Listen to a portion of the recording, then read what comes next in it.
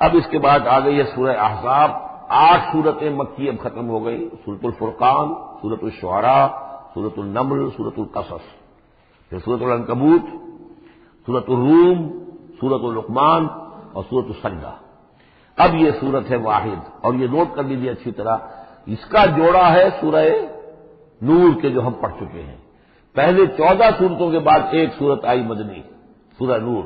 اب 8 مکی سورتوں کے بعد ایک سورت آئی ہے، یہ سورہ احزاب. اور اتنی گہری مناسبت ان کے مضامین میں، معاشرتی احکام. زمانہ نزول کے اعتبار سے یہ 1 سال پہلے نازل ہوئی ہے سورہ نور سے. یہ سن 5 زمانہ نزول ہے، وہ سن 6 زمانہ نزول ہے. چنانچہ جو معاشرتی احکام آئے ہیں ان میں بھی آپ کو یہ ترتیب ملے گی کہ پردے کے ابتدائی احکام اس صورت میں آئے ہیں. اور پردے کے ابتدائی احکام سے مراد کیا ہے؟ گھر سے باہر نکلتے ہوئے عورت کو کیا کرنا ہے، مسلمان عورت کو کیا کرنا ہے، گھر سے باہر کا پردہ کیا ہے.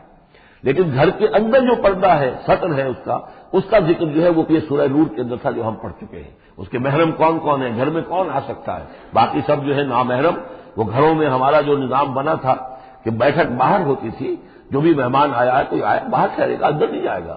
باہر کا ایک مردانہ حصہ ہے مکان کا، پھر وہ ایک ڈیوڑی ہوتی تھی، ڈیوڑی میں سے اندر پھر زنانہ ہے. خواتین آئیں گی تو اندر جائیں گی، باقی مرد جو ہے وہ باہر ٹھہریں گے، اندر نہیں جائیں گے. ہمارے یہاں کی وہ مکس جو ہے وہ معاشرت نہیں تھی، مخلوط معاشرت نہیں تھی. تو اس میں یہ ہے کہ جو نامحرم ہے وہ وہاں رہیں گے، باہر بیٹھک میں بیٹھیں گے، اور جو محرم ہے وہ اندر جا سکتا ہے. اس جو گھر کی خاتون ہے، خاتون خانہ ہے، اس کا بھائی ہے، اس کا بھتیجا ہے، اس کا بھانجا ہے، اس کے والد ہیں، اس کا چچا ہے، وہ ہے، ٹھیک ہے، وہ محرم ہے، وہ گھر کے اندر جا سکتے. یہ سارے احکام اس میں دیے گئے. سورہ نور کا اور سورہ احزاب کا ایک فرق یہ ہے کہ سورہ احزاب میں اگرچہ جنگ کے معاملے میں کچھ تذکرہ تو ہے، لیکن کسی جنگ کا وہاں پر ذکر موجود نہیں ہے. خلافت قائم کرنے کا معاملہ ہے، وہ آیا ہے کہ خلافت اب قائم ہوگی، لیکن خلافت کے قیام کے لیے جو اصل ٹرننگ پوائنٹ تھا وہ جنگ احزاب تھی، غزوہ احزاب. اس کا ذکر جو ہے وہ سورہ احزاب میں ہے. تو اس طریقے سے یہ دونوں صورتیں باہم بہت ہی ایک دوسرے سے مشابہ ہیں. اور جیسا کہ میں نے عرض کیا تھا، آیت نمبر 35 وہاں کی عظیم ترین آیت ہے.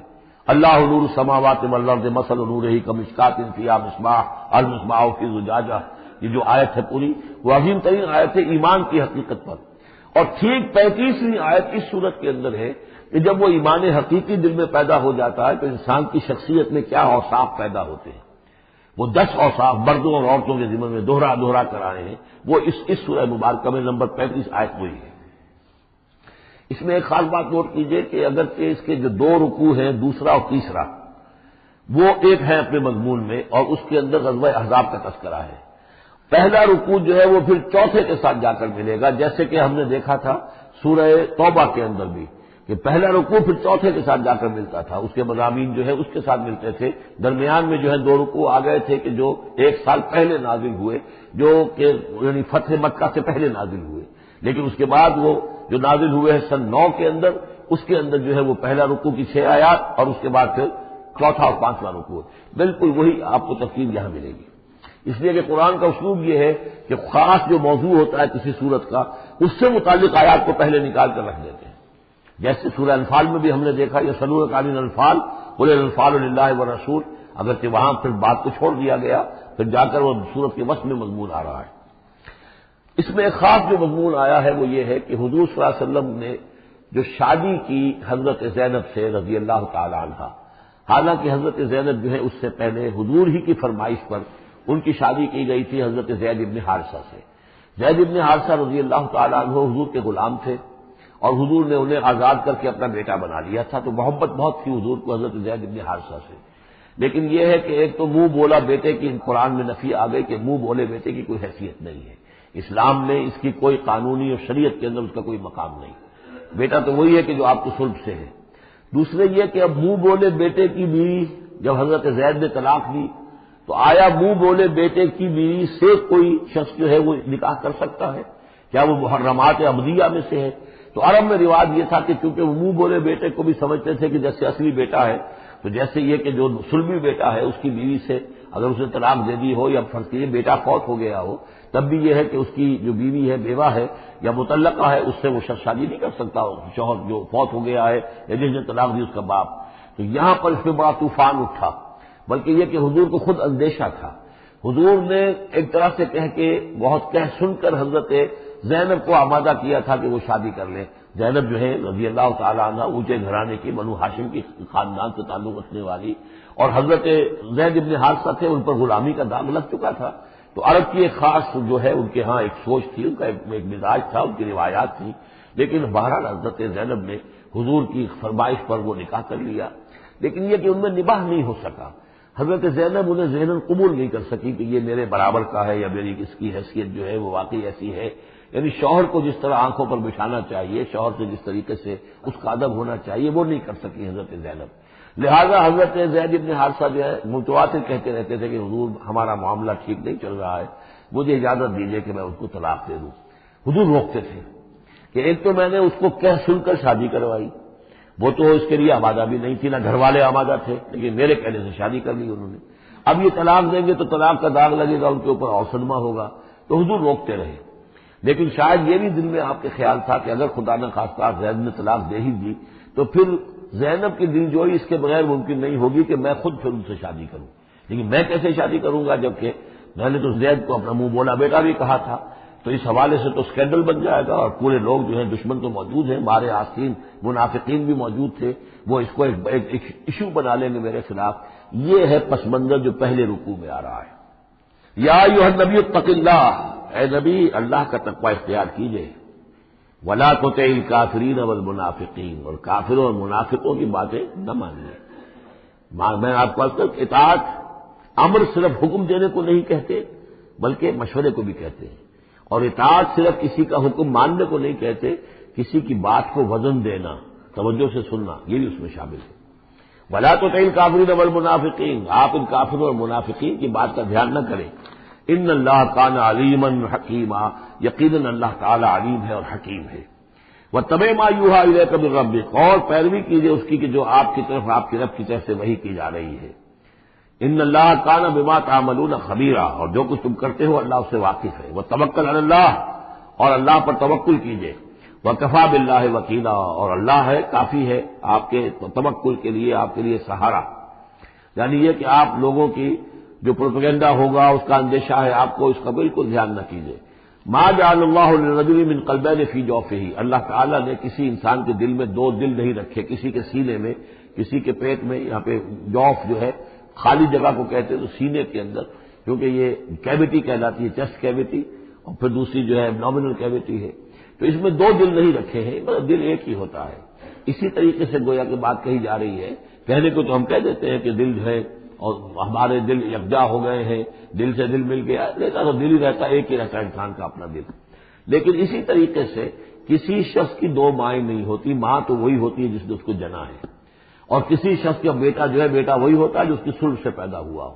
باقی یہ کہ منہ بولا بیٹا جو وہ بیٹا نہیں بن جاتا. وما جعل ازواجکم اللہ، اور نہیں اللہ نے بنایا ہے تمہاری ان بیویوں کو، اللہ تظاہرون منہن، کہ جن سے تم زہار کر بیٹھتے ہو. یا زہار کا مضمون سورہ مجادلہ میں آئے گا. عربوں میں رواج یہ تھا کہ بہت ناراض ہو گیا بیوی سے، کہہ دیا تم تو میری ماں کی طرح ہو. گویا کہ اب یہ ہمیشہ کے لیے حرام ہو گئی. طلاق مغلظ کا بھی مغلظ در مغلظ طلاق ہو گئی. اب وہ کسی طرح بھی اس کے لیے اس سے کوئی تعلق رکھنا جائز نہیں ہے. تو یہ زہار جو ہے ماں بنا دیا، کہہ دیا کہ ماں بن گئی، تو گویا کہ ماں بن گئی. لیکن اللہ تعالیٰ کے ہاں وہ ماں نہیں بنتی، ماں تو وہی ہے. جیسے کہ فرمایا وما جعل ازواجکم اللہ تظاہرون منہ امہاتہم، جن سے تم زہار کر بیٹھتے ہو، جنہیں تم یہ کہتے ہو کہ تم میری ماں کے مانند یا ماں کی پیٹھ کے مانند ہو میرے لیے، تو وہ اللہ تمہاری ماں نہیں بن جاتی. وما جعل ادعیاکم ابناءکم، نہ تمہارے منہ بولو بیٹوں کو اللہ تعالیٰ نے بیٹا بنایا ہے. ذالکم قولکم بافواہکم، یہ تو تمہاری منہ کی باتیں ہیں، منہ سے تم نے وہ جملہ کہہ دیا تم تو میری ماں کی مانند ہو یا ماں کی پیٹھ کے مانند ہو، اور اسی طریقے سے کہہ دیا تم میرے بیٹے ہو، بیٹا تو وہی ہوگا. واللہ یقول الحق، اللہ تعالیٰ حق فرما رہا ہے. وہو یہدی السبیل، اور وہی سیدھے راستے کی طرف ہدایت دینے والا ہے. ادعوہم لآبائہم، لوگوں کو پکارا کرو ان کے باپوں کے ساتھ، باپوں کے نام کے ساتھ. چنانچہ یہ حکم ہے. اگر آپ نے کسی کو لے لیا ہے، کوئی اپنے بھتیجے کو بھانجے کو، آپ کے ہاں اولاد نہیں ہے، تو بہت سے مسائل آ جاتے ہیں. لوگ کہتے ہیں کہ میں اپنا نام لکھوا دوں اس کے باپ کی جگہ تاکہ اس کو پتہ نہ چلے. چھوٹے سے بچے کو لے آئے تو اب وہ کیا کہے گا کہ یہ میرے اصل والدین نہیں ہیں، میرے والدین تو وہ تھے، بڑا ہو کر معلوم ہوگا. تو ایک یہ سمجھیے کہ سائیکولوجیکل شوق جو پہنچتا ہے، اس سے بچانے کے لیے بعض لوگ سوچتے ہیں کہ ہم اپنا ہی نام درج کروا دیں وہاں پر، اور اس کا نام ولدیت اسی کے، لیکن نہیں، یہ حرام مطلق ہے۔ قرآن مجید کا یہ صاف حکم ہے، قول یہ ادعوہم لآبائہم، ان کو پکارو ان کے باپوں کے نام کے حوالے سے۔ اسی لیے پہلے حضرت زید کو لوگ کہتے تھے زید ابن محمد، اس لیے کہ حضور نے انہیں اپنا بنایا ہوا تھا متبنہ، اور وہ بولا بیٹا۔ یہ آیتیں جب نازل ہوئی تو پھر اب وہ رہ گئے زید ابن حارثہ، دوبارہ وہ زید ابن محمد اب نہیں رہے۔ ادعوہم لآبائہم هو اقسط عند اللہ، یہی زیادہ مبنی بر انصاف ہے اللہ کے نزدیک۔ فإن لم تعلموا آباءهم فإخوانكم في الدين، اور اگر تم جانتے نہیں ان کے باپ کو، کہیں کوئی بچہ جو ہے چھوٹا سا بچہ کہیں مل گیا ہے، معلوم نہیں، نہ اس کو ہوش تھا، ایسا ہوا ہے پارٹیشن کے وقت بہت ہوا ہے، پوری گاڑی جو ہے آ رہی تھی، سب کے سب جو ہے وہ قتل کر دیے گئے، کوئی بچہ کہیں پر زندہ مل گیا ہے، اور ایسے لوگ ان سے ملاقات بھی ہوئی ہے ایک صاحب سے لاہور میں، اب ان کو کسی نے لے کر پال لیا ہے، ٹھیک ہے، لیکن یہ کہ اگر اب معلوم نہیں کہ ان کے باپ کا نام کیا ہے، کوئی نہیں جانتا، نہیں ہے اگر تم اس کے باپ کا نام نہیں جانتے، فإن لم تعلموا آباءهم فإخوانكم في الدين ومواليكم، وہ تمہارے دینی بھائی شمار ہوں گے اور وہ تمہارے رفیق ہیں، تمہارے موالی ہیں۔ وَلَيْسَ عَلَيْكُمْ جُنَاحٌ فِيمَا أَخْطَأْتُمْ بِهِ، لیکن جو کچھ تم سے اب تک کوئی غلطی ہو گئی ہے یا غلطی ہو جائے تو اللہ تعالیٰ تمہیں پکڑے گا نہیں۔ وَلَكِن مَا تَعَمَّدَتْ قُلُوبُكُمْ، لیکن جو بھی کچھ تم اپنے دلوں سے پورے ارادے کے ساتھ کرو گے تو اس پر یقیناً اللہ تعالیٰ جو ہے حساب لے گا۔ وَكَانَ اللَّهُ غَفُورًا رَحِيمًا، اور یقیناً اللہ غفور الرحیم ہے، بخشنے والا اور مہربان۔ النبی اولیٰ بالمؤمنین من انفسہم، یقیناً نبی جو ہے اہل ایمان کے لیے ان کی اپنی جانوں سے زیادہ محبوب ہونا چاہیے، زیادہ جو ہے حقدار ہے کہ وہ اپنی جانوں سے زیادہ حضور کی جان کی فکر کریں، حضور کے جان سے محبت رکھیں۔ وازواجہ امہاتہم، اس میں یہ ہے کہ یہاں پر یوں سمجھیے کہ گویا کہ محذوف یہ ہے کہ وہ ہوا اب لہم، یعنی حضور جو ہے رسول جو ہے وہ ان کے لیے بمنزلہ باپ ہے۔ اس کے لیے ایک حدیث بھی موجود ہے کہ میرا مقام تم سب کے والد کی حیثیت سے، جیسے کہ فرمایا گیا ازواجہ امہاتہم، ابھی آ رہا ہے کہ اس کی جو بیویاں ہیں نبی کی وہ تمام مسلمانوں کی مائیں ہیں، اسی لیے ہم ام المومنین حضرت عائشہ، ام المومنین حضرت خدیجہ الکبریٰ، تو یہ سب کی سب جو ہے ام المومنین۔ تو النبی اولیٰ بالمؤمنین من انفسہم وہو اب لہم، ان کے لیے باپ کے درجے میں ہے، بلکہ یہ کہ یہ بعض جو ابتدائی قاری تھے وہ تو اس کے ساتھ پڑھتے بھی تھے اس کو۔ وازواجہ امہاتہم، اور اس کی بیویاں جو ہے وہ ان کی ماؤں کا درجہ رکھتی ہے۔ وَأُولُو الْأَرْحَامِ بَعْضُهُمْ أَوْلَىٰ بِبَعْضٍ فِي کتاب اللہ، باقی یہ ہے کہ جو رحمی رشتے ہیں، جو سگے بہن بھائی ہیں، رحمی جن کے رشتے ہیں، وہ اللہ کی کتاب میں شریعت میں وہ ایک دوسرے سے قریب تر ہیں۔ یہ الفاظ آ چکے ہیں سورہ انفال کی بھی آخری آیت کہ جو اپنے بھائیوں کے ساتھ جو بھی بھلا سلوک کرو، انصاری اور مہاجر بھائی بن گئے تھے، انہوں نے اپنی زندگی میں اپنے گھر تقسیم کر دیے یا اپنی دکانیں تقسیم کر دی، وہ ٹھیک ہے، زندگی میں جو بھی تم چاہو، الا ان تفعلوا الی اولیاءکم، تم اپنے بندوں کے ساتھ جو خیر بھی کرنا چاہو اپنے بھائیوں اور دوستوں کے ساتھ کرو، لیکن وراثت میں ظاہر بات ہے منہ بولے بھائی کا کوئی حصہ نہیں، منہ بولا بیٹے کا کوئی حصہ نہیں، اور وہ جو بنا دیے گئے تھے انصاری اور مہاجر آپس میں بھائی بھائی، وہ بھائی چارہ جو ہے وہ بھی وراثت کے اندر نہیں چلے گا، وراثت جو ہے وہ تو جو اصل رحمی رشتے ہیں انہی میں ہے۔ وَأُولُو الْأَرْحَامِ بَعْضُهُمْ أَوْلَىٰ بِبَعْضٍ فِي کتاب اللہ مِنَ الْمُؤْمِنِينَ وَالْمُهَاجِرِينَ، اہل ایمان اور مہاجرین ان سب کا معاملہ یہی ہے، الا ان تفعلوا الی اولیاءکم معروفا، ہاں تم اپنے دوستوں کے ساتھ نیک سلوک کرو، بھلائی کرو، ان کو کچھ اپنے زندگی کے اندر تم اگر کچھ ہبہ کرنا چاہتے ہو ہبہ کر سکتے ہو، یہ سارے کام ہو سکتے ہیں، لیکن قانون اور شریعت اور وراثت اس میں ان کا کوئی حصہ نہیں۔ کان ذالک فی الکتاب مذکورا، یہ تمام چیزیں جو ہے کتاب میں پہلے سے لکھی ہوئی ہیں، اس لیے بھی کہ یہ چیزیں جو آ چکی ہیں وہ تو یہ کہ تورات میں بھی ہوں گی، لیکن سورہ نساء میں بھی یہ باتیں آ چکی ہیں، اسی طریقے سے سورہ انفال میں بھی آ چکی ہیں۔ وَإِذْ أَخَذْنَا مِنَ النَّبِيِّينَ مِيثَاقَهُمْ، اور ذرا یاد کرو جب کہ ہم نے لیا تھا انبیاء سے ایک میثاق، یہ آل عمران میں ہم پڑھ چکے ہیں، نمبر 81 82 آیات ہیں یہ، اس میں ہم نے ایک میثاق لیا تھا، میثاق النبیین، وَمِنْکَ وَمِن نُوحٍ، آپ سے بھی لیا تھا اور نوح سے بھی لیا تھا، وَإِبْرَاهِيمَ وَمُوسَىٰ وَعِیسَىٰ ابْنَ مریم، اور ابراہیم سے اور موسیٰ سے اور عیسیٰ ابن مریم سے، وَأَخَذْنَا مِنْهُم مِيثَاقًا غَلِيظًا، اور ان سب سے ہم نے بڑا گہرا قول و قرار دیا تھا، میثاق لیا تھا۔ یہ ذکر ہو چکا ہے سورہ آل عمران میں۔ اور یہاں بھی نوٹ کیجئے، اگر ہم یہ نہ مانیں کہ یہ ارواح کا معاملہ ایک علیحدہ وجود ہے اور یہ پہلے پیدا کر دیے گئے تھے، تو میثاق کب لیا گیا، ان سب کو کیسے جمع کیا گیا؟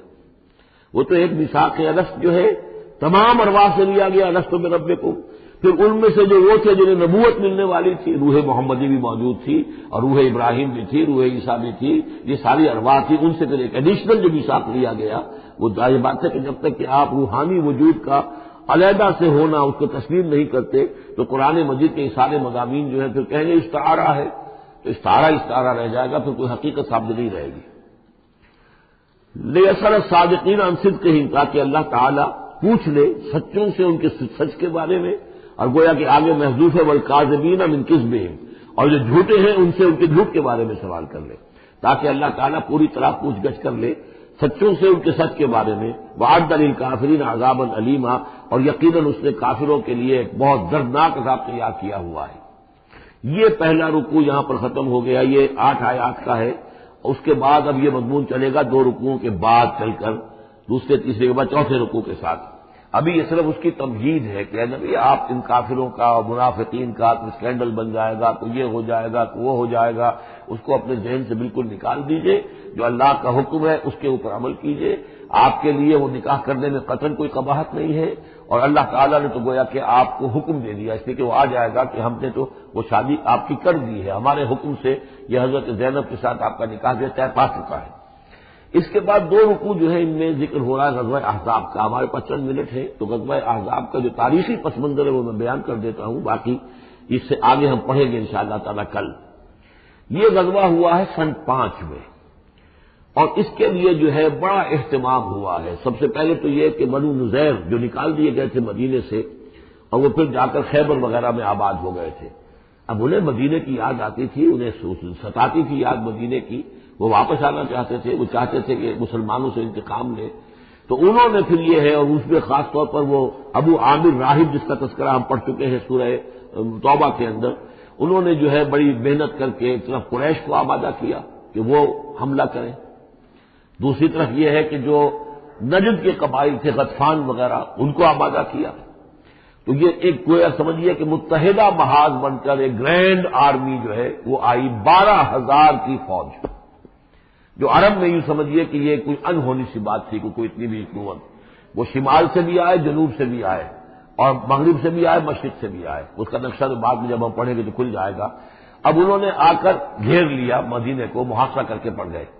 اتنی بڑی فوج حضور کے پاس کل اس وقت جو تعداد بنتی تھی 3,000 کی تھی مدینے کے اندر، جن میں کہ منافقین بھی تھے، اور دوسری یہ کہ عقب میں وہ بنو قریظہ بھی موجود تھے، ایک قبیلہ بڑی طاقتور قبیلہ تھا، بڑا قبیلہ تھا، ان کی گڑھیاں تھیں، ان کے قلعے تھے، وہ موجود تھے۔ اب پیچھے وہ موجود ہیں، اندیشہ ہے کہ کہیں وہ غداری کریں، جیسے کہ اس سے پہلے بنو قینقاع نے کی یا بنو نذیر نے کی، اس وقت وہ غداری کریں گے، اور اس کی خبریں بھی مل گئی تھی کہ سلسلہ جنبانی ہو چکا ہے اور باہر سے وہ لشکر آ گیا ہے۔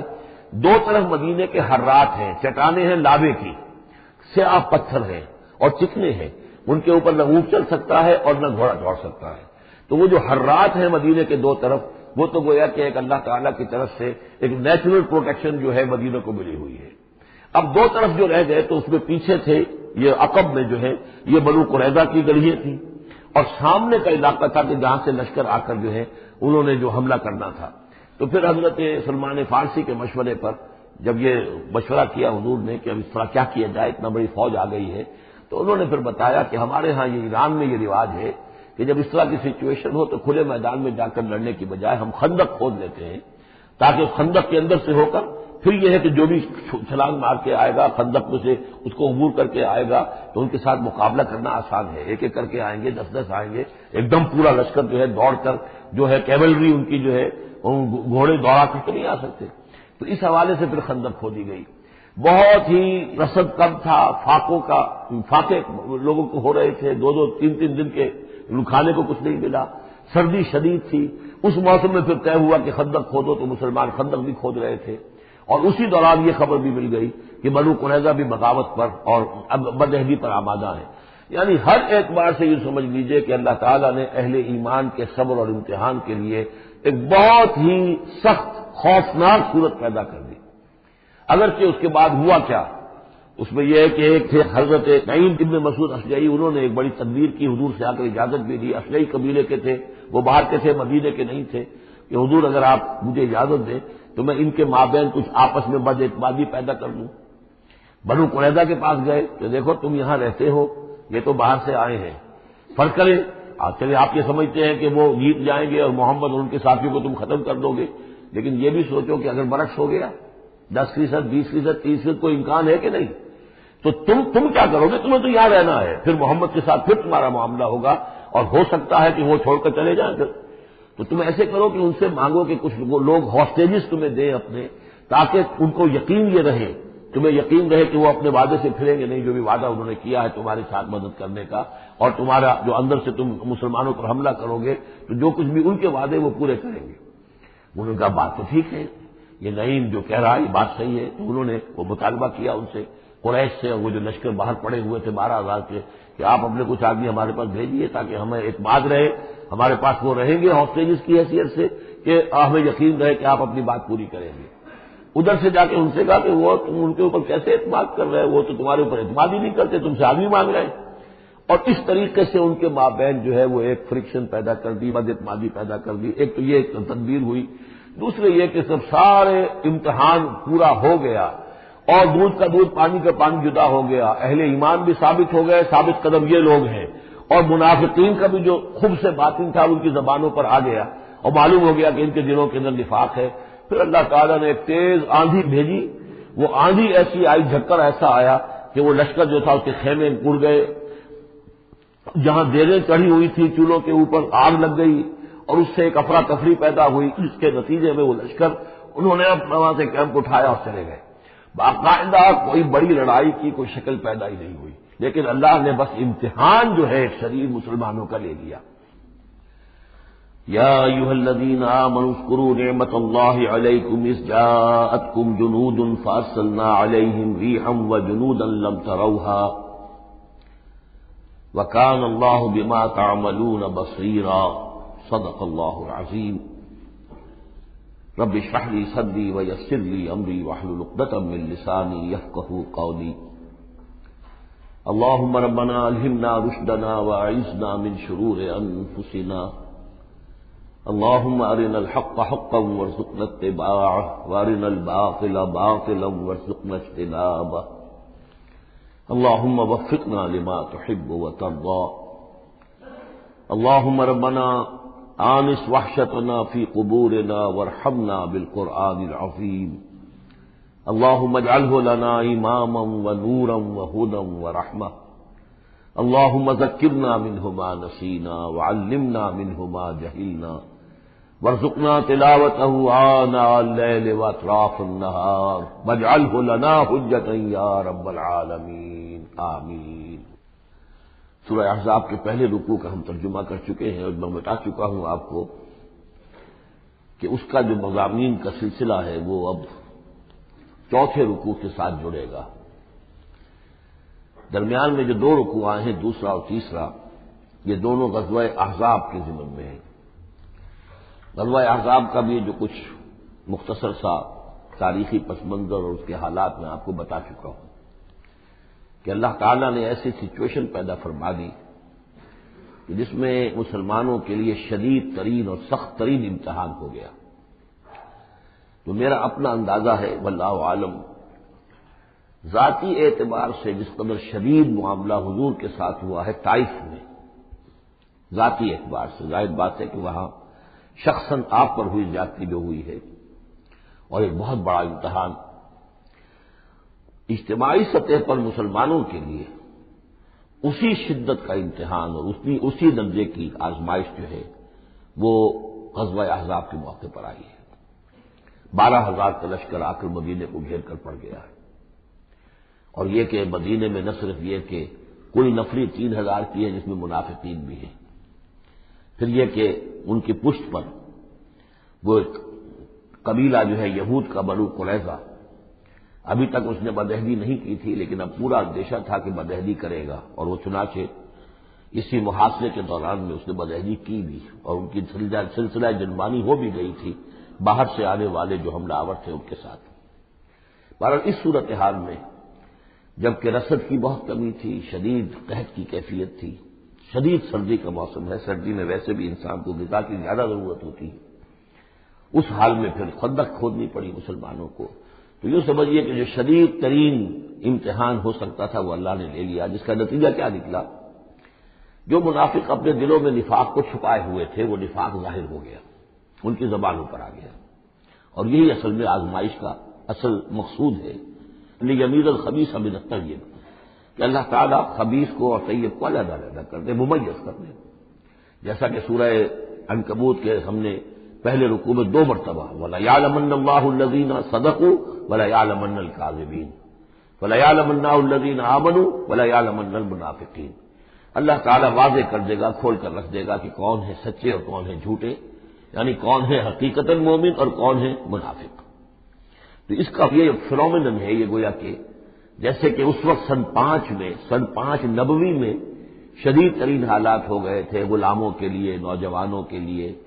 ظاہر بات ہے کہ حضور پر تو اس طرح کی دسترازی نہیں کر سکتے تھے مکے کے لوگ، لیکن غلام تھے یا نوجوان تھے، ان کے اوپر جو ہے جس طریقے کی شدید قسم کی آزمائش آ گئی تھی، اسی طرح کی گویا کہ آزمائش سن 5 نبوی میں یہ غزوہ احزاب کی شکل میں بدری دور میں آ گئی ہے۔ یہ 5 ہجری ہے، وہ 5 نبوی ہے۔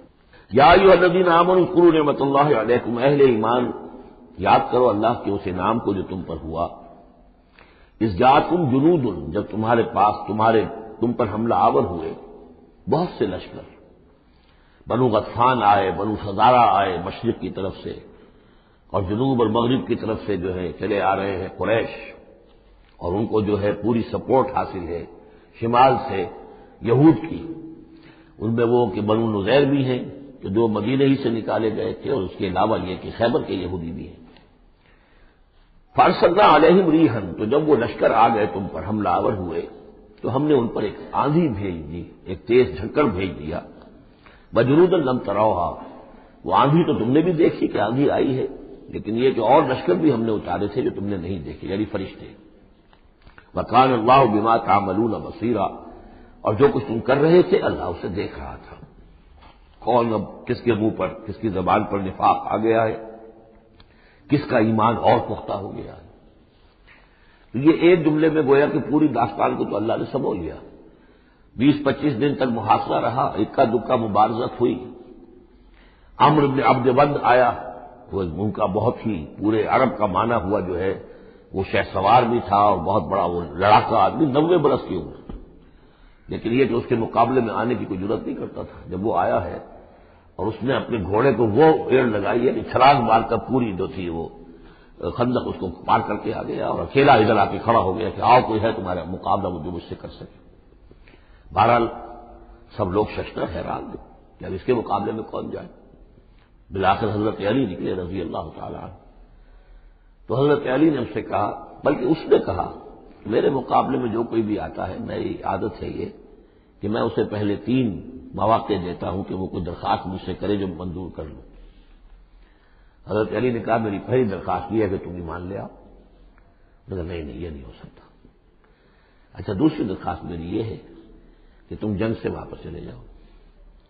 میں نے کہا یہ بھی نہیں ہو سکتا۔ تیسری بولو۔ تو حضرت علی نے فرمایا اچھا آؤ اب پھر مقابلے میں آؤ، یہ تیسری درخواست یہ ہے کہ آؤ مجھ سے مقابلہ کرو۔ تو وہ ہنسا، کہتا لگایا کہ میرا اندازہ نہیں تھا کہ پورے عرب میں کوئی شخص مجھے یہ بھی کہہ سکتا ہے کہ مجھ سے آؤ مقابلہ کرو۔ بہرحال حضرت علی نے اسے واصل جہنم کیا رضی اللہ تعالی عنہ وارضاہ۔ تو اس قسم کی اکی دکی مبارزتیں ہوئی، تو باقاعدہ جس کو کہتے ہیں کوئی مٹ بھیڑ لشکروں کی وہ نہیں ہو سکی، لیکن یہ کہ 25 دن کا محاصرہ طول کھینچ گیا تھا۔ ادھر وہ حضرت نعیم ابن مسعود اشجعی نے جو بھی کچھ سلسلہ جنبانی کیا، کوئی سری جھوٹ تو نہیں بولا، لیکن یہ کہ ایک طوریہ کے انداز میں ایسی شکل پیدا کر دی کہ جس سے بنی قریظہ کے اور ان کے درمیان بھی کم سے کم بد اعتمادی ضرور پیدا ہو گئی فوری طور پر۔ پھر وہ آندھی آئی شدید، اور اللہ نے جو فرشتے بھیجے انہوں نے کیا کیا یہ ہمیں نہیں معلوم، کیا شکل اختیار کی کہ بہرحال وہ سب کے سب اپنے پڑاؤ اٹھا کر چلے گئے۔ لیکن جو اس دوران صورت رہی ہے اس کا نقشہ کھینچا جا رہا ہے، اس جاؤکم من فوقکم ومن اسفل منکم، جبکہ وہ آئے لشکر تمہارے اوپر سے بھی تمہارے نیچے سے بھی۔ یہ جو جغرافیائی جو سلسلہ ہے عرب کا، میں نے کئی دفعہ آپ کو بتایا ہے کہ شمالاً جنوباً یہ جو حجاز کا پہاڑی سلسلہ چلتا ہے شمالاً جنوباً، اسی میں مکہ ہے، طائف ہے، مدینہ ہے، اسی کے آخر میں اوپر جا کر تبوک ہے۔ تو اس پہاڑی سلسلے اور ساحل کے درمیان ایک میدان ہے، یہ تہامہ کہلاتا ہے۔ تہامہ نیچے ہے، بہرحال میدان ہے وہ، تو اب پہاڑی سلسلہ آیا۔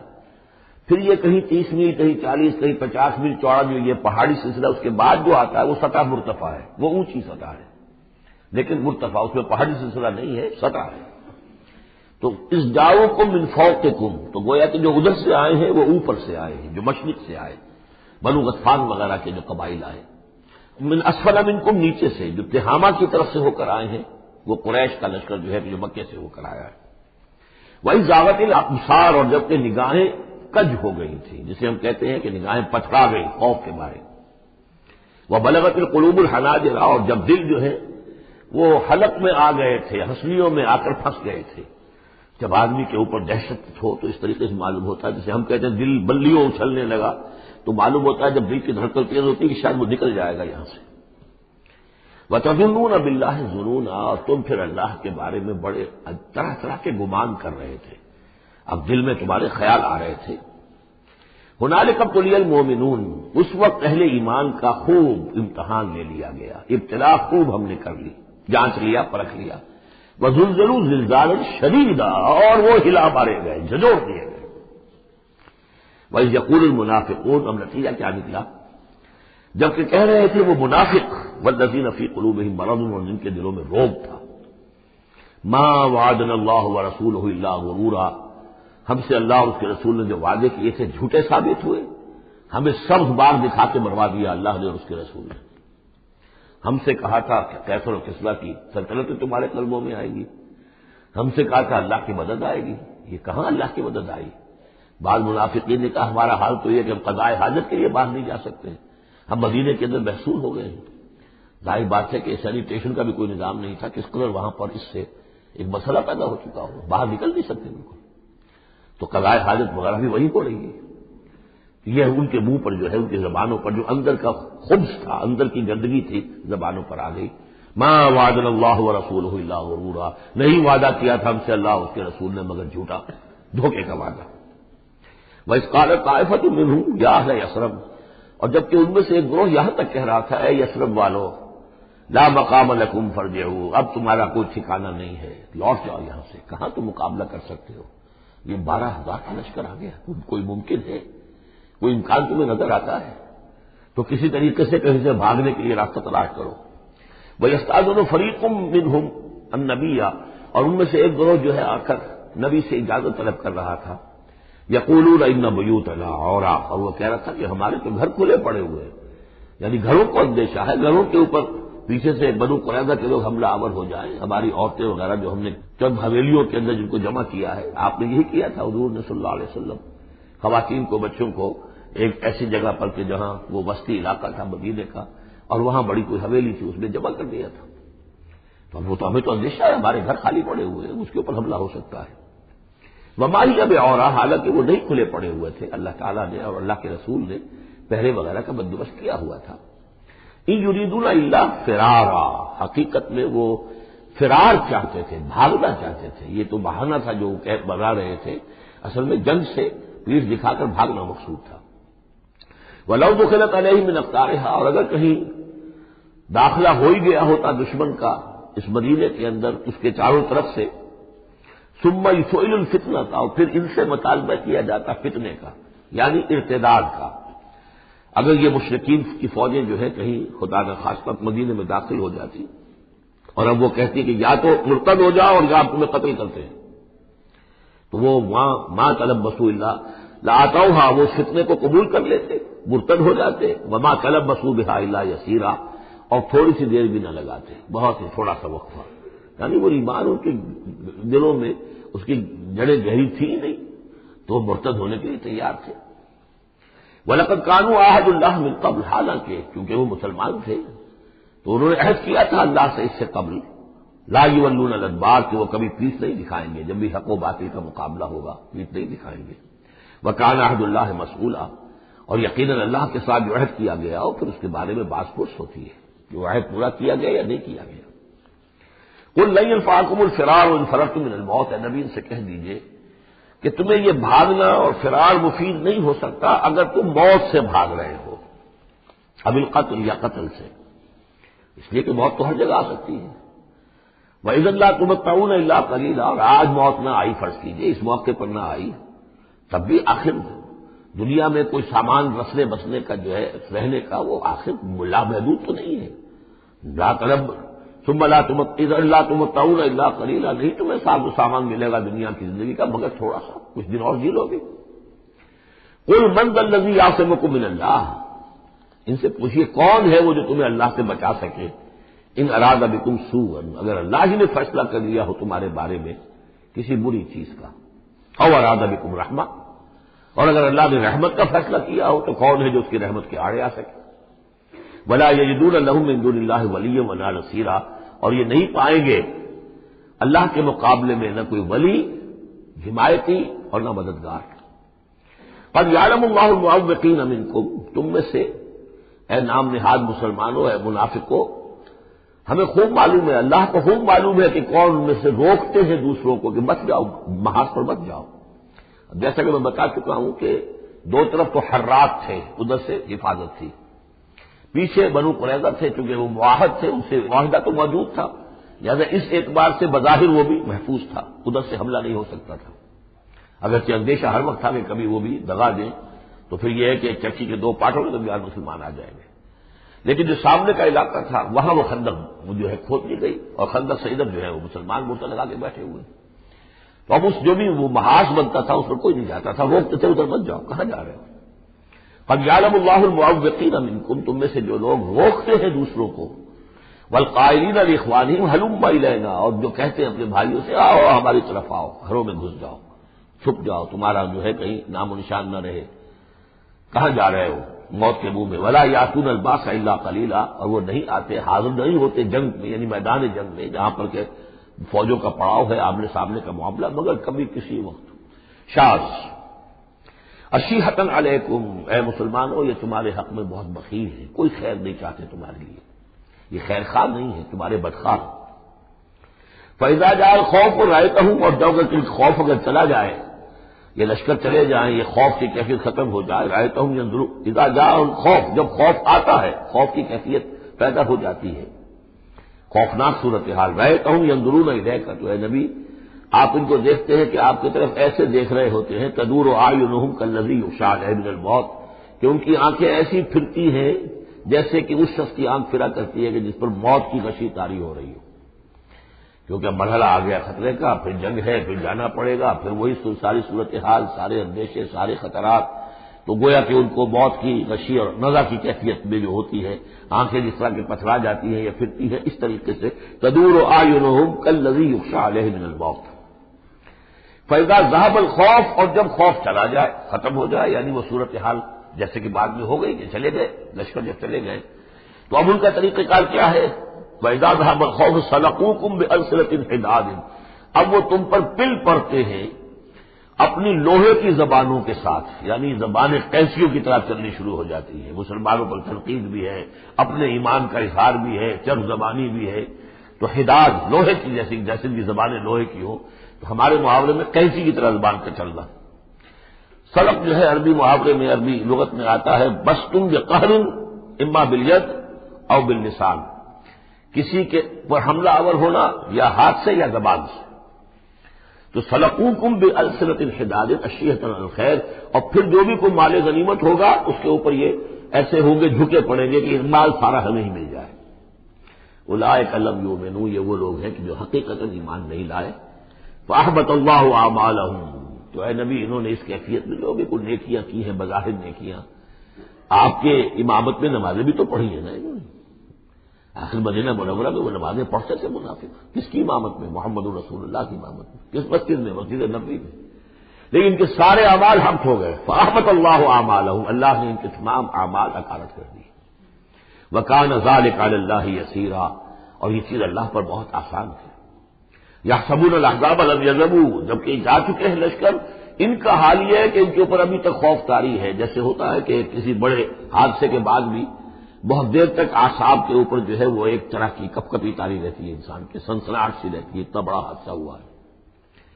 یحسبون الاحزاب لم یذهبوا، یہ سمجھتے ہیں کہ وہ گئے نہیں ہیں، کہیں ادھر چھپ گئے ہوں، کہیں پھر دوبارہ آ رہے ہوں، کہیں حملہ دوبارہ تو نہیں کر رہے ہیں، یہ کوئی ان کے ٹیکٹیکل موو تو نہیں تھی کہ ذرا پیچھے ہٹ کے پھر حملہ آور کریں۔ یحسبون الاحزاب لم یذهبوا، یہ سمجھتے ہیں کہ وہ لشکر گئے نہیں ہیں۔ وہی یاتی الاحزاب، اور اگر کہیں دوبارہ وہ لشکر جو ہے وہ فوجیں جو ہیں دوبارہ کہیں حملہ آور ہو جائیں، یودوا لو انہم بادون فی الاعراب، تو ان کی بڑی خواہش ہوگی کاش کہ ہم مدینے کو چھوڑ کر کہیں ریگستانوں میں چلے گئے ہوتے اور کہیں نخلستانوں میں جا کر اعراب کی حیثیت کے ساتھ ہم ان کے ساتھ چلے گئے ہوتے بادیہ نشینوں کے پاس، یسألونک عن انبائکم، اور وہاں سے اے مسلمانوں تمہاری خبریں معلوم کرتے رہتے۔ اب کیا ہوا؟ اونٹ کس کروٹ بیٹھا؟ وَلَوْ كَانُوا فِيكُمْ مَا قَاتَلُوا إِلَّا قَلِيلًا، اور اگر یہ تمہارے درمیان موجود بھی رہے تو قتال میں تو حصہ نہیں ہو لیتے مگر شاس دکھانے کے لیے، کھانا پوری جسے ہم کہتے ہیں۔ اب ایک کردار تو یہ ہے جو سامنے آ گیا، دوسرا کردار کیا ہے؟ لَقَدْ كَانَ لَكُمْ فِي رَسُولِ اللَّهِ أُسْوَةٌ حَسَنَةٌ۔ دوسرے کردار کا جو دوسری تصویر ہے، اس کا جو خورشید ہے، سورج ہے، وہ محمد رسول اللہ کا کردار ہے۔ فرمایا اے مسلمانوں تمہارے لیے اللہ کے رسول میں ایک اسوہ ہے، نمونہ ہے، بہترین نمونہ۔ اب یہ بات نوٹ کرنے کی ہے کہ یہ آیت ہمارے ہاں سیرت کی تقاریر ہوں، کوئی میلاد کی محفلیں ہوں، کوئی وعظ ہو تو اس میں بہت پڑھی جاتی ہے یہ آیت اسوہ حسنہ، لیکن عام طور پر ہمارے یہاں اسوہ حسنہ کیا ہے؟ چھوٹی چھوٹی سنتیں، ان کا تذکرہ ہوگا۔ مسواک کرنا بھی اسوہ ہے، ٹھیک ہے اسی طریقے سے اور سنتے ہیں، مسجد میں داخل ہو تو داہنا پاؤں آگے آنا چاہیے، بایاں نہیں، ٹھیک ہے ہونا چاہیے، ایک شخص کو کرنا چاہیے، اہتمام کرنا چاہیے، حضور کا یہی معمول تھا، یہ سب بھی اسوے میں شامل ہے۔ اصل اسوہ یہ ہے کفر کے مقابلے میں جان ہتھیلی پر رکھ کر میدان میں آنا، یہ ہے اسوہ، یہ اسوہ ہماری نگاہوں سے اوجھل۔ محمد رسول اللہ کا مثالی کردار کس اعتبار سے؟ جب بھوک تھی شدید، حضور کو بھی بھوک تھی اور فاقہ تھا، جب صحابہ نے آ کے شکایت کی کہ حضور ناقابل برداشت ہو گئی ہے یہ بھوک، دیکھیے ہم نے اپنے پیٹوں پر پتھر باندھے ہوئے ہیں تاکہ یہ کہ معدے کو وہ جو ہنگر کنٹریکشنز ہوتی ہے وہ نہ ہو، اس کو کم سے کم جھوٹا ہی صحیح ایک دلاسا ہو کہ کچھ بوجھ ہے میرے اوپر، وہ بوجھ چاہے پتھر کا ہو، کھانے کا نہ ہو، یہ سب پتھر باندھے ہوئے، کمر دوہری نہ ہو جائے ہماری۔ حضور نے اپنا کرتا اٹھا کے دکھایا، وہاں 2 پتھر بندھے ہوئے، اور اسی حال میں جب صحابہ کدالیں چلا رہے ہیں، کھود رہے ہیں، تو حضور جو ہے اپنے کندھے پر بڑے بڑے پتھر اٹھا کر لے جا کر اور باہر پھینک رہے ہیں، اسی میں آپ شریک ہیں پوری طریقے سے۔ یہ ہے اسوہ۔ ایسا نہیں تھا کہ بس حضور تو کہیں ایک جگہ بیٹھے ہوں اور خیمہ لگا ہو اور مور چھل چلے جا رہے ہوں، سمجھے آپ، اور سب ٹھنڈی چھاؤں آپ کو فراہم کی گئی ہو اور باقی سب لوگ جو اس کام میں لگے ہوئے ہیں۔ یہ اسوہ ہے محمد صلی اللہ علیہ وسلم۔ لقد کان لکم فی رسول اللہ اسوۃ حسنہ، اسی کو میں کہا کرتا ہوں جدید اصطلاح میں ایک ہے میکرو اکنامکس اور ایک ہے مائکرو اکنامکس۔ تو مائکرو سنت کو تو لوگ جانتے ہیں، یہ سنت ہے، یہ سنت ہے، اس میں سے بعض کے بارے میں بڑے جھگڑے بھی ہیں، رفع یدین سنت ہے یا نہیں ہے، لیکن میں اس مسئلے پر نہیں جا رہا ہوں۔ لیکن میکرو سنت جو ہے، سب سے بڑی سنت جو ہے وہ تو یہ ہے کہ وحی کے آغاز کے بعد سے لے کر 40 برس کی عمر کے بعد سے لے کر حضور نے ایک لہجہ، ایک منٹ معاش کی جدوجہد میں صرف نہیں کیا،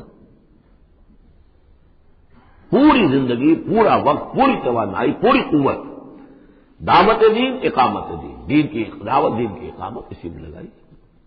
کوئی جائیداد نہیں بنائی، کوئی کاروبار، حالانکہ اس سے پہلے آپ بہت کامیاب تاجر تھے، کاروبار کرتے تھے، لیکن جب یہ فرض منصبی آ گیا، یا ایھا المدثر قم فانذر وربک فکبر، اب یہی کام ہے، تو کچھ تو اس کی بھی پیروی کرنے کی کوشش کی جائے، اس درجے میں نہ صحیح، وہ عکس تو ہو۔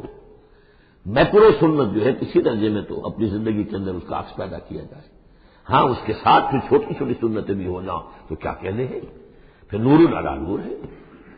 لیکن یہ اس میکرو سنت کا تو ہے ہی نہیں، اپنی تو ساری توانائی، ساری طاقت، سارا وقت دنیا بنانے میں، اور یہ کہ وہ مسواک کر لی تو سمجھا کہ میں نے تیر مار لیا، 100 شہیدوں کا ثواب مل گیا مجھے، میں نے مسواک کیے، میں نے برش نہیں کیا۔ اور بعض لوگ تو پھر مسواک اپنی جیب میں اس طرح رکھتے ہیں کہ جیسے قومی نشان ہمارا، یہ اس طریقے سے تاکہ معلوم ہو جائے کہ یہ شخص جو ہے سنت رسول کا پابندی کرنے والا۔ تو لقد کان لکم فی رسول اللہ اسوۃ حسنۃ لمن کان یرجو اللہ والیوم الآخر، بڑی اہم آیت ہے یہ۔ اسوہ تو حضور کا اپنی جگہ پر مکمل ہے، کامل ہے، لیکن یہ کس کے لیے اسوہ ہے؟ جو یہ 2 شرطیں پوری کرے، 3 شرطیں، جو اللہ سے ملاقات کا امیدوار ہے، اللہ سے محبت کرتا ہے اور یوم آخر پر یقین رکھتا ہے، اور ذکر اللہ کثیرا، اور ذکر کرتا ہے اللہ کا کثرت کے ساتھ۔ یہ بالکل وہی بات ہے کہ قرآن مجید تو ہدایت ہے پوری نوع انسانی کے لیے، ھدی للناس، لیکن قرآن سے استفادے کی شرط ہے تقوی ھدی للمتقین. تو جو ربط و تعلق ہے ان دو آیتوں میں وہی سمجھیے کہ اپنی جگہ پر حضور کی زندگی ایک اسوہ کاملہ ہے مکمل، لیکن اس سے استفادے کی شرائط ہے. لمن کان یرجو اللہ والیوم الآخر وذکر اللہ کثیرا.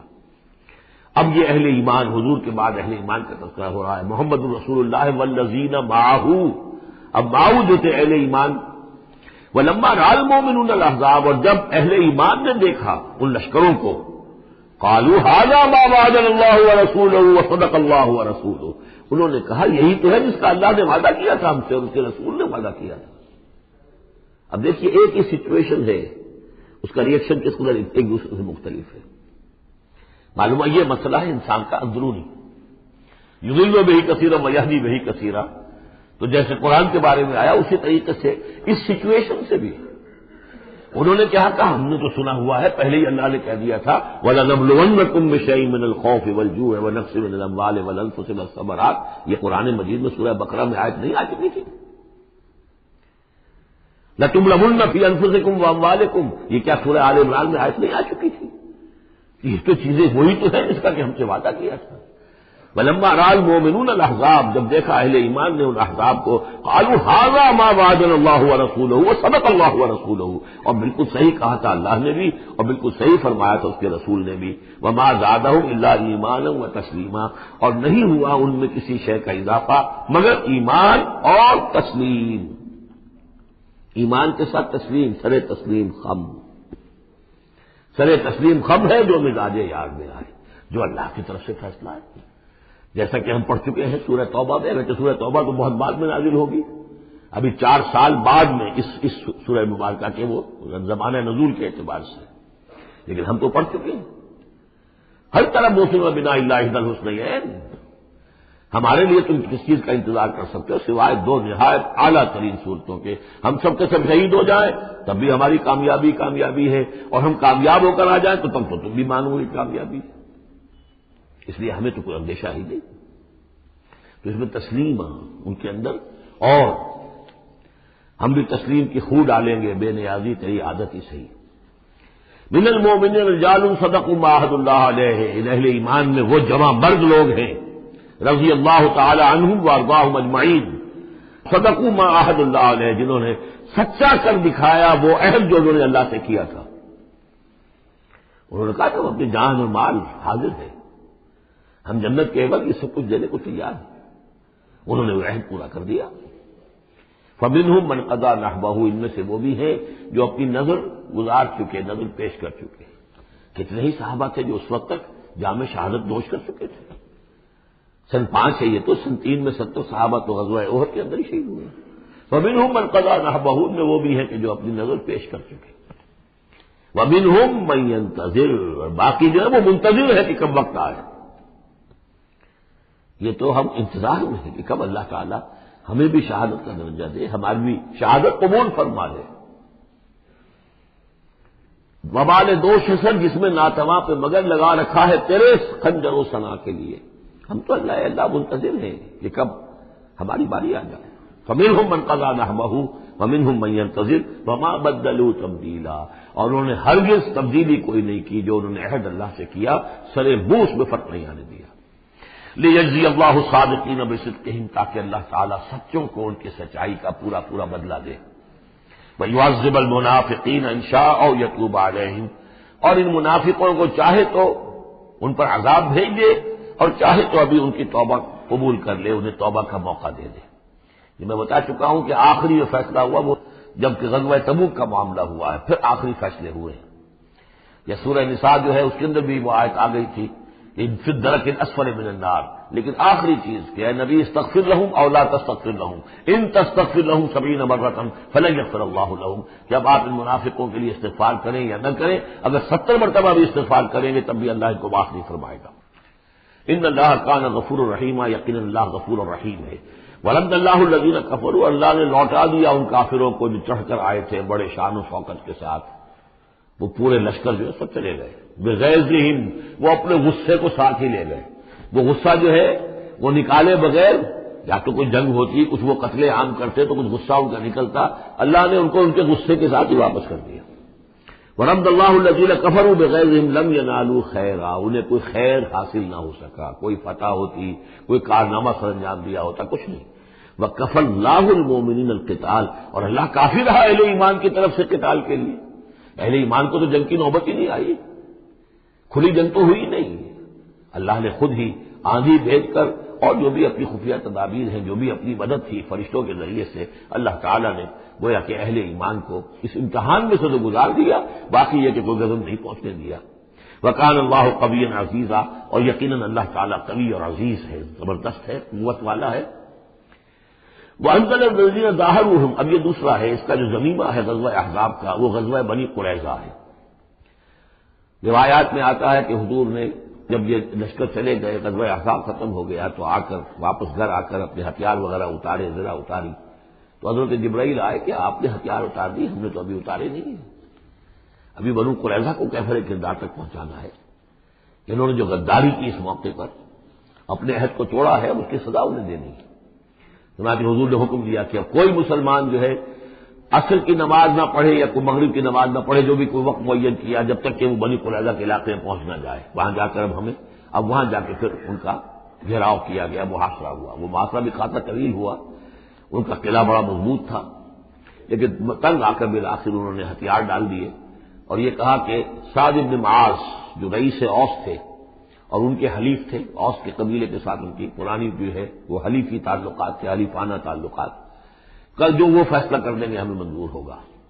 تو حضرت سعد بن معاذ رضی اللہ تعالیٰ عنہ، جو تورات میں فیصلہ لکھا ہوا ہے بد عہدی کا، کہ قوم اگر تمہارے ساتھ بد عہدی کرے اور اس کے بعد اللہ تمہیں اس پر فتح دے دے تو کیا کرو، اس کے مطابق فیصلہ سنایا کہ ان کے جتنے جوان ہیں اس قبیلے کے، جو جنگ کرنے کے قابل ہیں، ان کو قتل کر دیا جائے، اور باقی جو ان کے بوڑھے ہوں یا اور ہوں، مرد ہوں، بچے ہوں، عورتیں ہوں، ان کو جو ہے غلام بنا لیا جائے، ان کا سارا مال ضبط ہو جائے گا۔ تو بدترین سزا جو ہے ان 3 قبیلوں میں سے، جن میں سے ایک قبیلہ تھا بنی قینقاع کا، ایک تھا بنو نذیر، یہ دونوں تو صرف جلا وطن ہوئے، لیکن بدترین سزا پھر ان کو دی گئی ہے۔ وانزل الذین ظاہروہم من اہل الکتاب، اور اللہ نے اتار لیا ان کو کہ جنہوں نے گٹھ جوڑ کیا تھا ان کے ساتھ، کافروں کے ساتھ، مشرکین کے ساتھ اہل کتاب میں سے، من سیاسیہم، ان کے قلعوں سے، قلعوں میں تو تھے، گڑھیاں تھیں ان کی، لیکن اس سے پھر اتر آئے، ہتھیار ڈال دیے۔ وقذف فی قلوبہم الرعب، اور اللہ نے ان کے دلوں میں رعب ڈال دیا۔ فریقا تقتلون، تو اب تم ایک ان میں سے کچھ کو تم قتل کر رہے ہو، وتاسرون فریقا، اور کچھ کو تم نے اسیر بنا لیا ہے اور قیدی بنا لیا ہے، حضرت سعد بن معاذ کے فیصلے کے مطابق۔ وَأَوْرَثَكُمْ أَرْضَهُمْ وَدِيَارَهُمْ، اللہ نے تمہیں وارث بنا دیا ان کی زمینوں کا بھی اور ان کے مکانوں کا، گھروں کا، ان کے قلعوں کا، وَأَمْوَالَهُمْ، اور ان کے اموال کا، وَأَرْضًا لَّن تَطَئُوهَا، اور ابھی بہت سی زمینیں ہیں جن پہ ابھی تمہارے قدم نہیں گئے، اللہ تعالیٰ تمہیں وہ دے گا۔ چنانچہ اس کے بعد اللہ نے فتح دینی جو شروع کی ہے۔ غزوہ احزاب جو ہے در حقیقت یہ ایک ٹرننگ پوائنٹ تھا حضور کی سیرت کے اندر، اس لیے کہ اس کے بعد حضور نے کہہ بھی دیا تھا غزوہ احزاب کے بعد، صحابہ کو خوشخبری دے دی تھی، لن تغزوکم قریش بعد عامکم ھذا، مسلمانوں اس سال کے بعد اب قریش تم پر دوبارہ حملہ آور نہیں ہوں گے۔ ان کی آخری یہ اٹیمپٹ تھی جو انہوں نے کر لی ہے، اب ان میں ہمت نہیں ہوگی کہ وہ دوبارہ چڑھائی کر کے آئیں، ولکنکم تغزونہم، بلکہ اب تم چڑھائی کرو گے۔ وہ چڑھائی اگلے ہی سال سن 6 میں حضور نے کی، لیکن حضور نے کس طرح کی چڑھائی کی کہ عمرے کے لیے جا رہے ہیں ہم، تو ہتھیار نہیں ہے، ہتھیار بند ہے، احرام باندھا ہوا ہے۔ اب ایک ایسی سچویشن پیدا ہوئی مکے والوں کے لیے، نہ وہ نگلا جائے نہ اگلا جائے، کہ ان کی پرانی روایات ہے یہ کہ کسی کو بھی عمرے کے لیے، حج کے لیے کوئی آئے اسے نہیں روک سکتے، لیکن مسلمانوں کو کیسے آنے دیں، اور روکے تو کیسے روکے؟ بالآخر انہوں نے فیصلہ کیا ہم کسی ضرورت نہیں آنے دیں گے۔ ادھر حضور نے پھر جو ہے بیعت لے لی کہ اب یہاں سے ہم کوئی بھی زندہ نہیں جائے گا، سب جانے یہیں دے دیں گے۔ بیعت علی الموت، بیعت رضوان جو ہوئی اس موقع پر، وہ بیعت علی الموت تھی، یہیں پر جانے دے دیں گے۔ جس کی خبریں وہاں پہنچی تو ان کے چھکے چھوٹ گئے، بہرحال پھر صلح ہوئی، جس صلح کو کہا ہے اللہ تعالیٰ نے انا فتحنا لک فتحا مبینا، تو فتح کا جو ہے دروازہ کھل گیا ہے غزوہ احزاب کے فوراً بعد، اور اسی کی طرف اشارہ ہے وہ ارضا لم تطئوها، ابھی بہت سی زمینیں جن پر مسلمانوں تمہارے قدم نہیں پہنچے، تمہارے قدم نہیں پہنچے، ابھی تم نے گھوڑے نہیں دوڑائے ہیں، ابھی وہ تو زمینیں اب کہاں سے کہاں تک آپ سمجھیے کہ 30 سال کے اندر اندر کہاں سے کہاں تک مسلمانوں کی حکومت ہو گئی. تو وہ سارا اشارہ اس میں ہے. خاص طور پر خیبر سن 7 میں یہودیوں کا گڑھ پتہ ہو گیا. وکان اللہ علی کل شیء قدیر، اور اللہ تعالیٰ ہر چیز پر قادر ہے. اب یہاں سے وہ مضمون شروع ہو رہا ہے کہ جو پہلے رکوع میں تھا. کچھ جو مجلسی اصلاحات ہیں، یوں سمجھیے کہ ان کی پہلی قسط وہ ہے جو سورہ احزاب میں آ رہی ہے. 5ویں سال عرب میں پردے کا رواج نہیں تھا، چادر کا رواج تھا، مرد بھی عورت بھی. باہر جب نکلتا تھا تو ایک لمبی سی چادر لے کر، لیکن یہ کہ مردوں کے صرف کندھے پر وہ پڑی ہوتی تھی. عورتیں یہ ضرور تھا کہ اسے اپنا تقریباً پورے جسم میں کو لپیٹ لیتی تھی اس میں، لیکن چہرے پر کچھ نہیں، سر پہ کچھ نہیں. سر پر اگر ہو گیا ورنہ چہرہ کھلا. یہ وہاں کے رواج تھے. گھروں میں بے دھڑک جا رہے ہیں آ رہے ہیں، اور جو بھی تھا وہاں پر جو صورتحال تھی.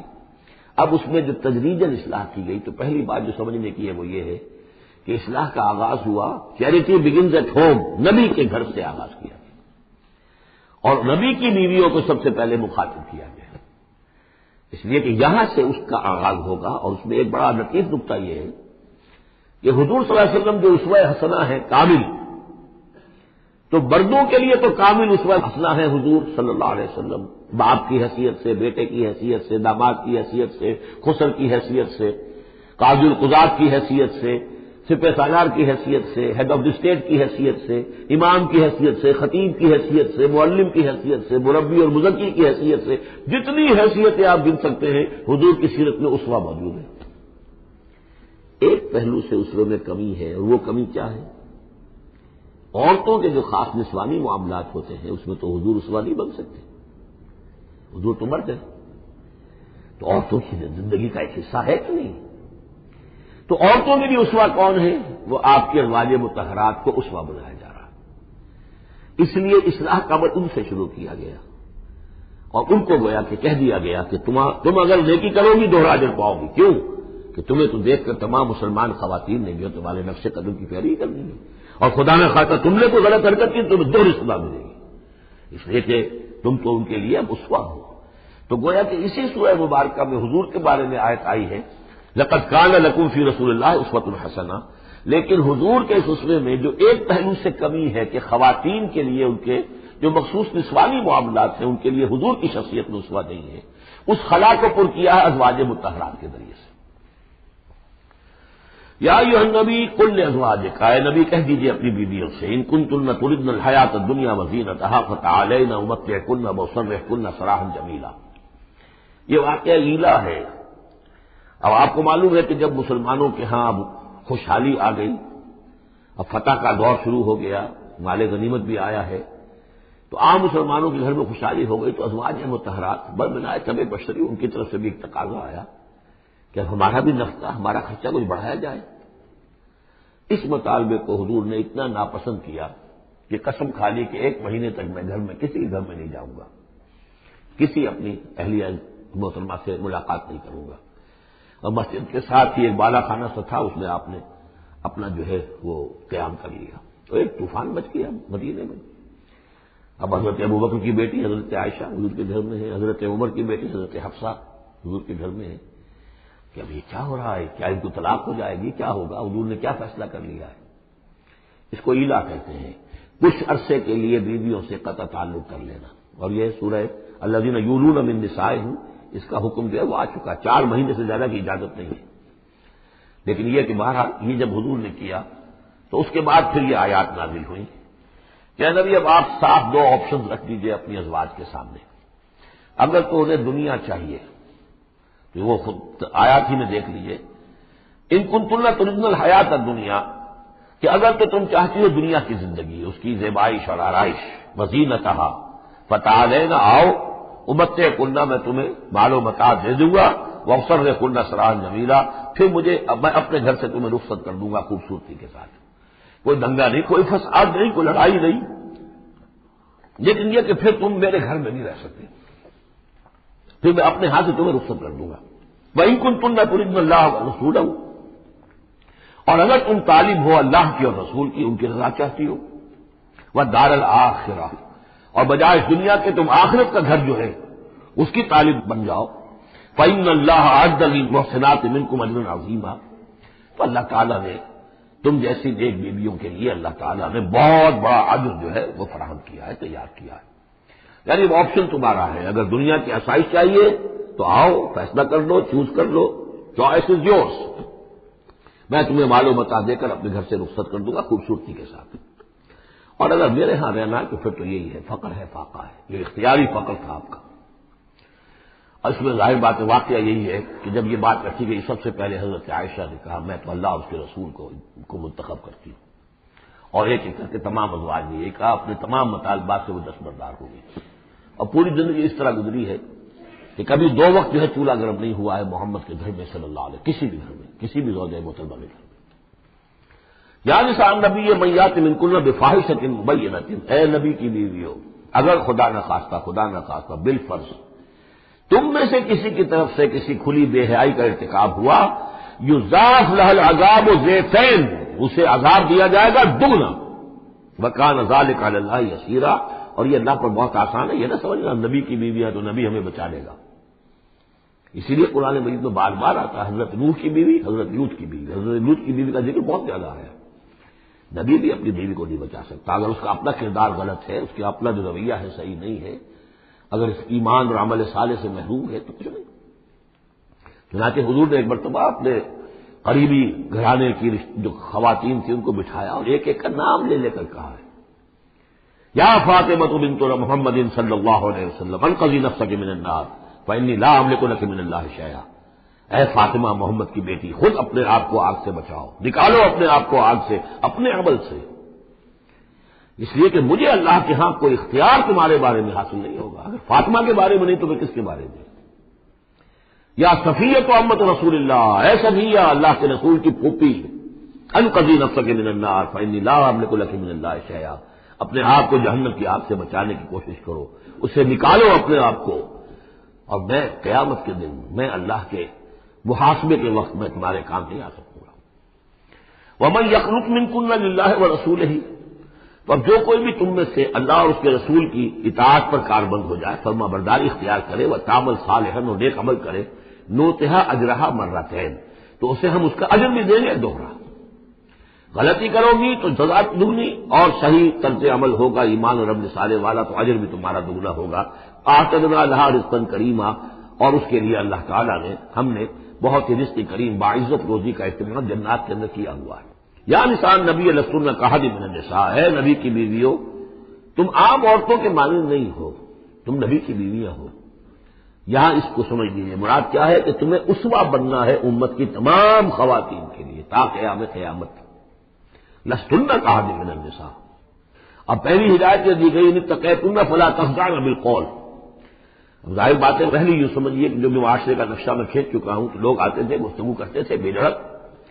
پہلی بات تو یہ آپ نے فرمائی کہ اگر تم تقویٰ دل میں رکھو اور لوگوں سے بات کرتے ہوئے اپنی آواز میں لوچ پیدا نہ کرو، نرمی پیدا نہ کرو۔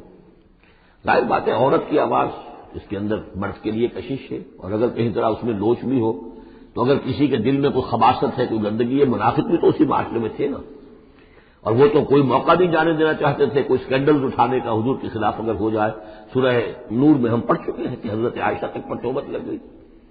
تو یہ کہ اگر فیتما الذی فی قلبہ مرض، کہ کہیں تم تو اپنی شرافت اور مروت کی وجہ سے نرم انداز میں بات کرو، اور جس کے دل میں کوئی روگ ہے، منافقت کا روگ ہے، بیماری ہے، وہ کوئی اور ہی امید لگا لے کہ شاید ان کی کوئی توقع، شاید میں یعنی یہاں پہ اگر کوئی محنت کروں، کوشش کروں تو شاید میری دال گل جائے، کسی بری نیت اور ارادے کو دل میں پال لے۔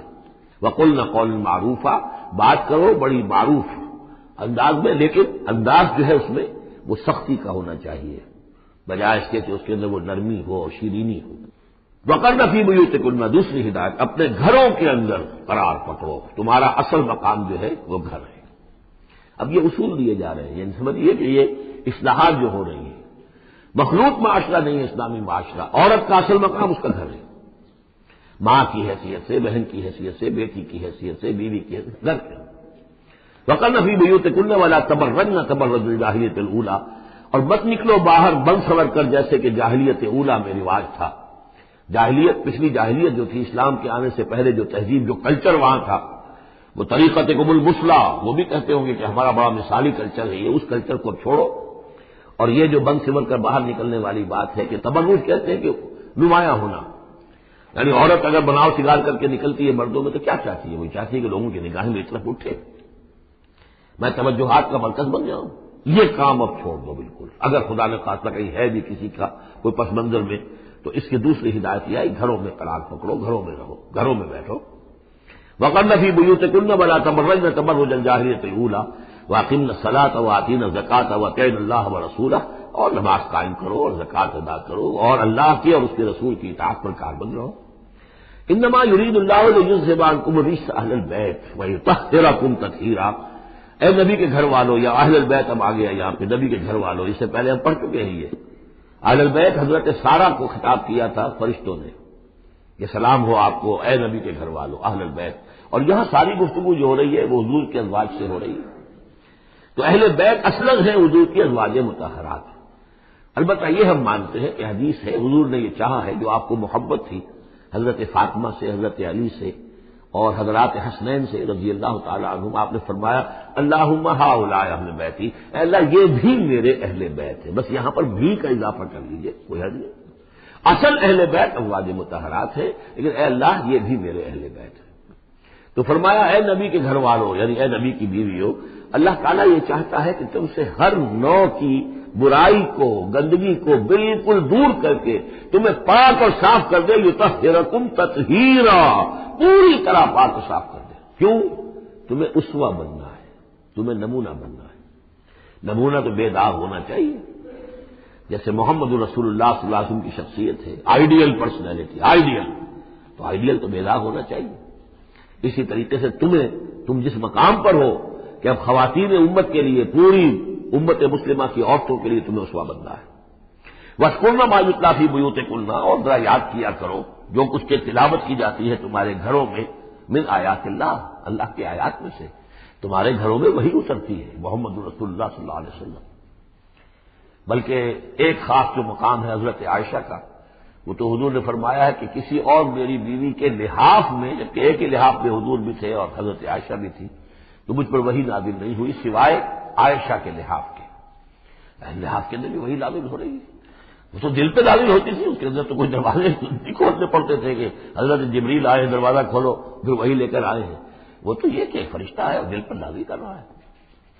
تو فرمایا کہ تمہارے گھروں میں اللہ کی آیات کی تلاوت کی جا رہی ہے، والحکمہ، اور نبی کی زبان مبارک سے جو احادیث ہے جو آپ بیان کر رہے ہیں، سب سے بڑھ کر تو تمہارے سامنے آ رہی ہے حکمت نبوی، یعنی وہ جو وحی یہ خفی ہے اس کا بھی سب سے بڑھ کر تمہارے سامنے جو ہے چرچا ہو رہا ہے.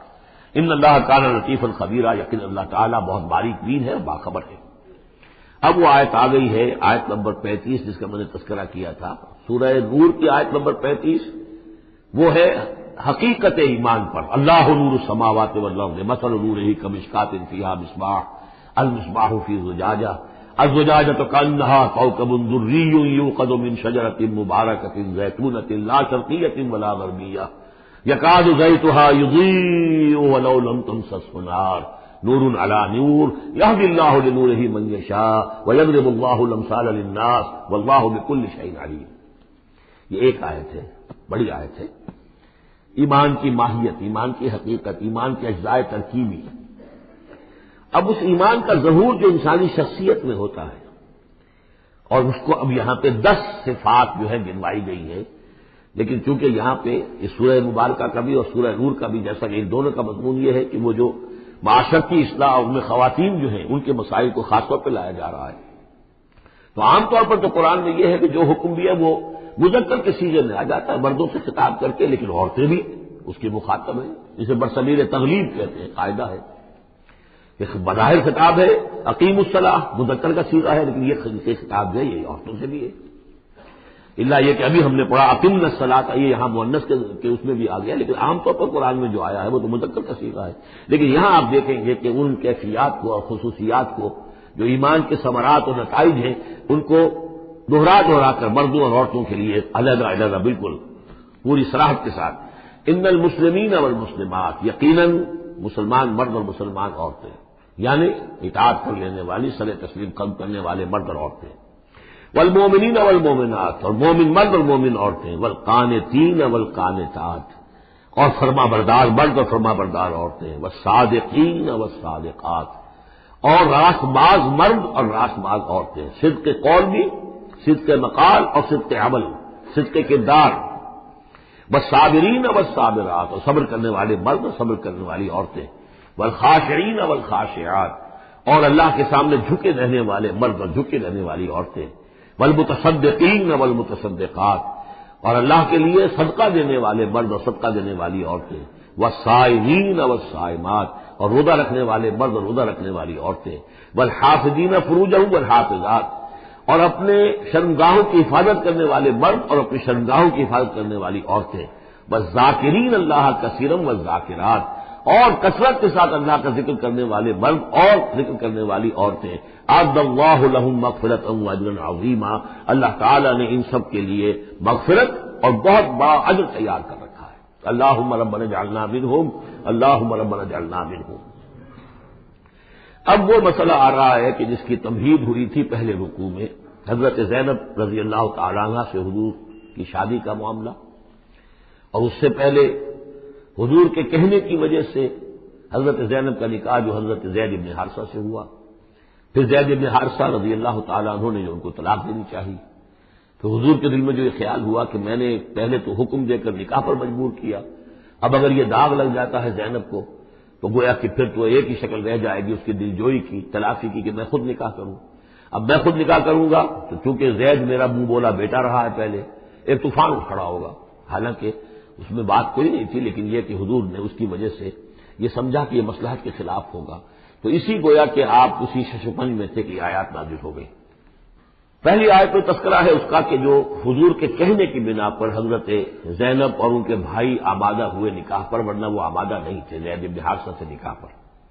وما كان لمؤمن ولا مؤمنة اذا قضى الله ورسوله امرا ان يكون لهم الخيرة من امرهم، یہ کسی بھی مومن مرد اور کسی بھی مومن عورت کے لیے یہ روا نہیں ہے کہ جب اللہ اور اس کا رسول کسی شے کا فیصلہ کر دیں تو پھر بھی انہیں یہ خیال ہو کہ ہمارے پاس آپشن باقی ہے، ہمیں اختیار حاصل ہے۔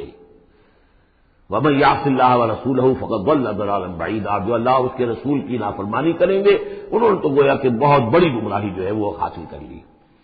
یہ گویا کہ ایک تو یہ کہ اس کو عام ہم لیں گے تو یہ ہر معاملے کے اوپر ہے کہ اللہ اور اس کے رسول کے فیصلے کے بعد پھر میں یہ سمجھوں کہ میرے پاس کوئی آپشن ہے تو اس کا مطلب ہے کہ میں اللہ کا انکار کر رہا ہوں، رسول کا انکار کر رہا ہوں۔ پس منظر میں وہی ہے کہ حضور کی فرمائش جو تھی ابتداءً تو چونکہ امیمہ ابن عبد المطلب حضور کی پھپھی تھی جن کی بیٹی ہیں حضرت زینب، اب یوں سمجھیے کہ قریش کا اونچا خاندان ہے، اور ادھر یہ ہے کہ حضرت زید ابن حارثہ غلام رہے ہیں، اگرچہ تھے شریف خاندانوں میں سے عرب کے، لیکن کبھی انہیں کہیں پکڑ کر کہیں کسی نے لا کر غلام بنا کر بیچ لیا تھا تو داغ تو لگ گیا غلامی کا، اور اس معاشرے میں وہ داغ پھر دھلتا نہیں تھا ایک دفعہ لگ جانے کے بعد۔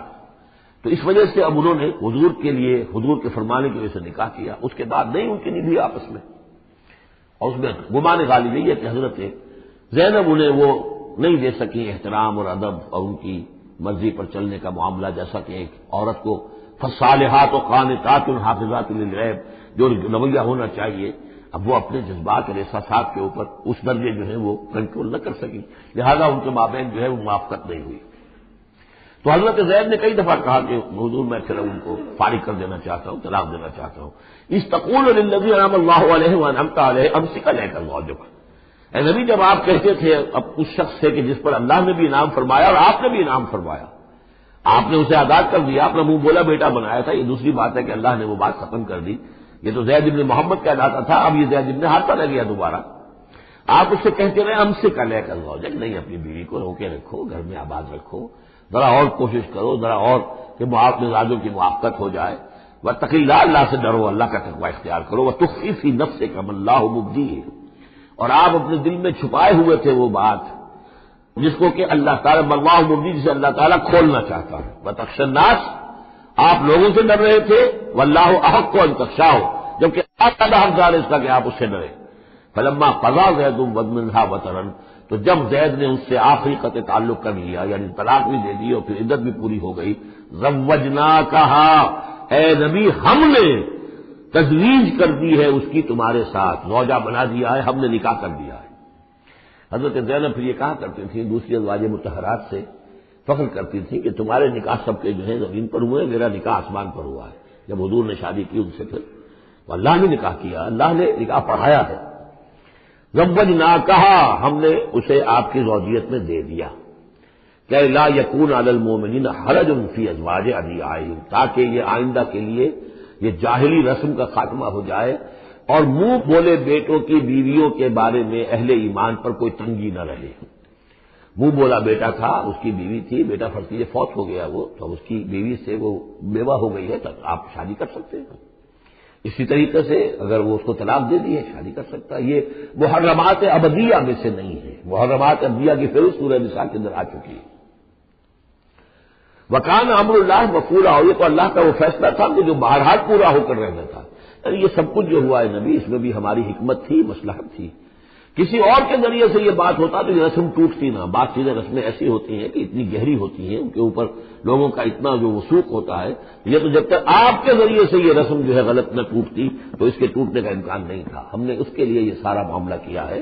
ما کان علی النبی من حرج فیما فرض اللہ لہ، نبی پر کوئی حرج نہیں ہے، کوئی مذائقہ نہیں ہے اس چیز میں جو اللہ نے اس کے اوپر عائد کر دی ہے، فرض کر دی ہے۔ سنت اللہ فی الذین خلوا من قبل، اور یہ اللہ کا وہ طریقہ ہے جو ان لوگوں کے بارے میں رہا جو پہلے گزر چکے، اللہ کے نبیوں کے ساتھ، رسولوں کے ساتھ اللہ کا یہ معاملہ رہا ہے۔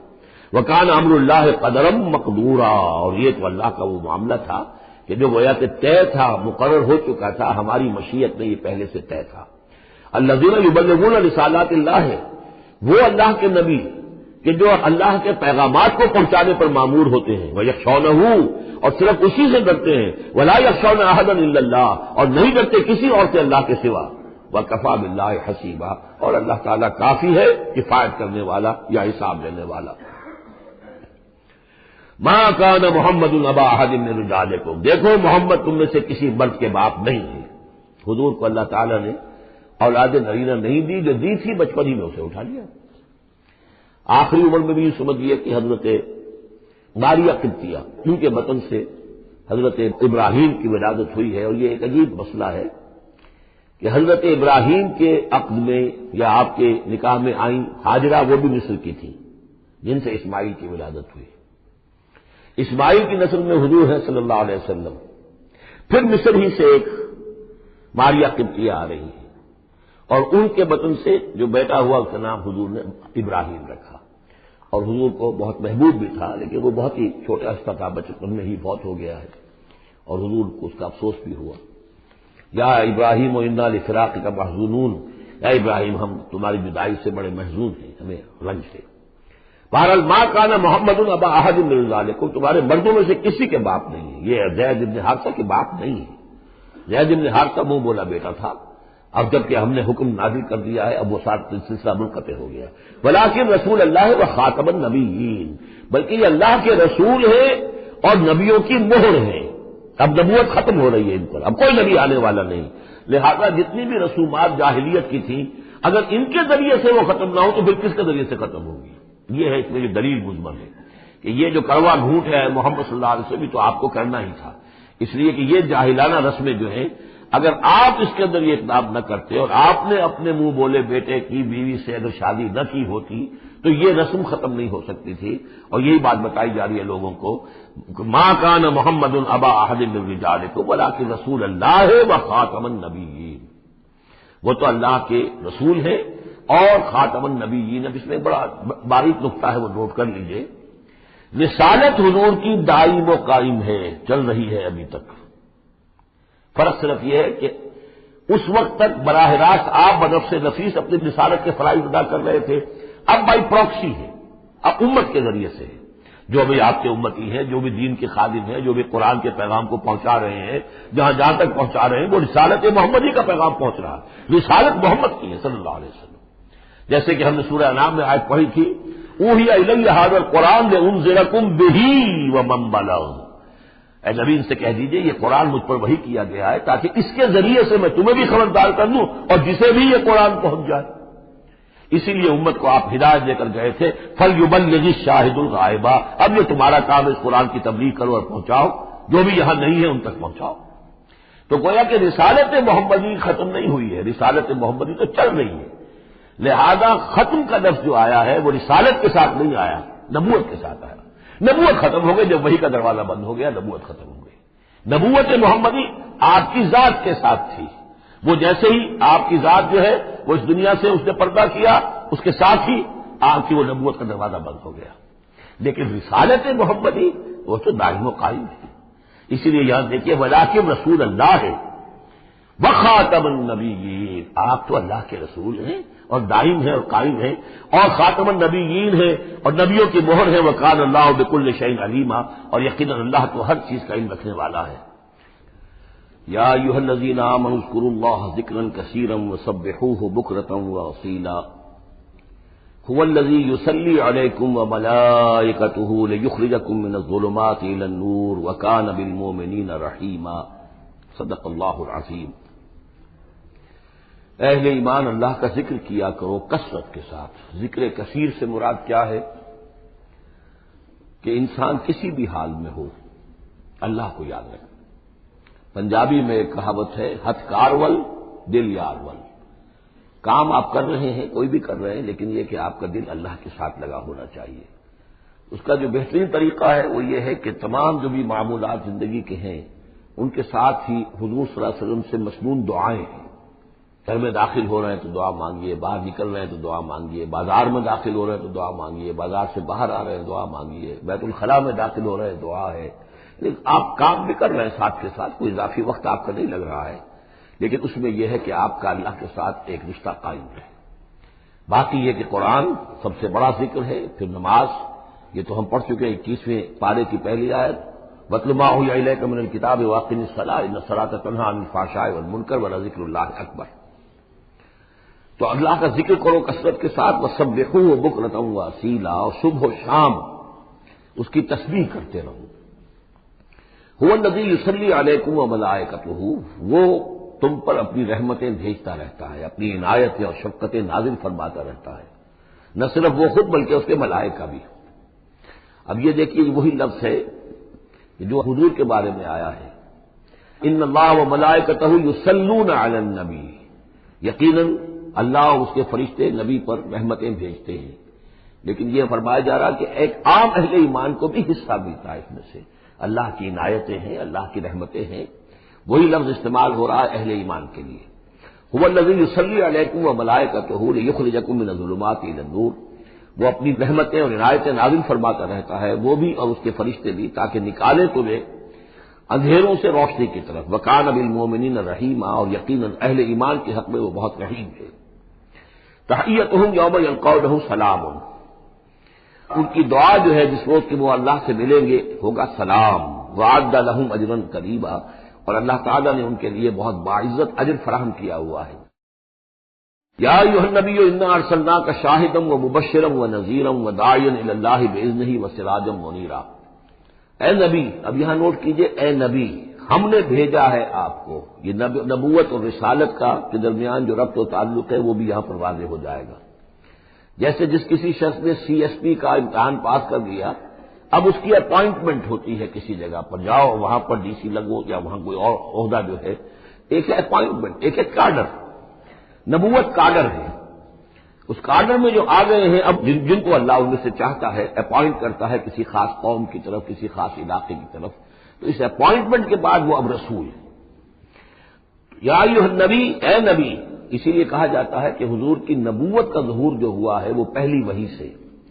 وہ سورہ علق کی 5 آیتیں، اقرأ بسم ربک الذی خلق، خلق الانسان من علق، اقرأ وربک الاکرم الذی علم بالقلم، علم الانسان ما لم یعلم۔ اب ان 5 آیتوں میں کہیں تبلیغ کا حکم نہیں ہے، یہاں سے نبوت کا تو آغاز ہو گیا، لیکن یہ کہ رسالت کا آغاز ہوا ہے جب آپ کو تبلیغ کا حکم آیا، یا ایھا المدثر قم فانذر وربک فکبر۔ اب یہاں سے رسالت کا آغاز ہوا، تو نبوت اور رسالت کے اس فرق کو ذہن میں رکھیں۔ یا ایھا النبی، اے نبی، ہم نے بھیجا ہے آپ کو شاہداً گواہ بنا کر۔ اب اس پر ہم گفتگو کر چکے ہیں، لتکونوا شہداء علی الناس ویکون الرسول علیکم شہیدا، اور لیکون الرسول شہیدا علیکم وتکونوا شہداء علی الناس، سورہ بقرہ میں آیت آئی اور سورہ حج میں آ چکی ہے۔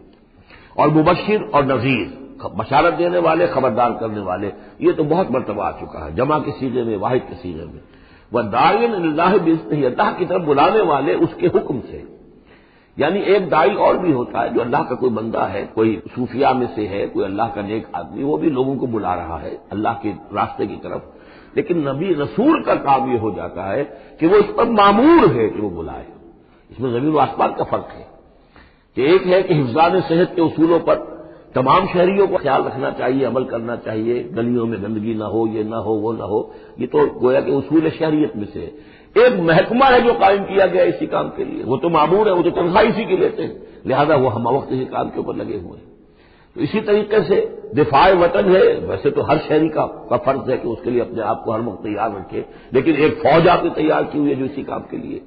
تو رسول تو گویا کہ وہ پھر داعی اللہ باذنہ ہی، اللہ کے حکم سے مامور من اللہ ہو کر پھر وہ دعوت دیتا ہے. وسراجا منیرا، اور آپ کو ایک بہت روشن چراغ بنا دیا، چراغ ہدایت. وبشر المؤمنین بان لهم من اللہ فضلا کبیرا، اور اہل ایمان کو آپ بشارت دے دیجئے کہ ان کے لیے اللہ کی طرف سے بہت بڑا فضل ہے.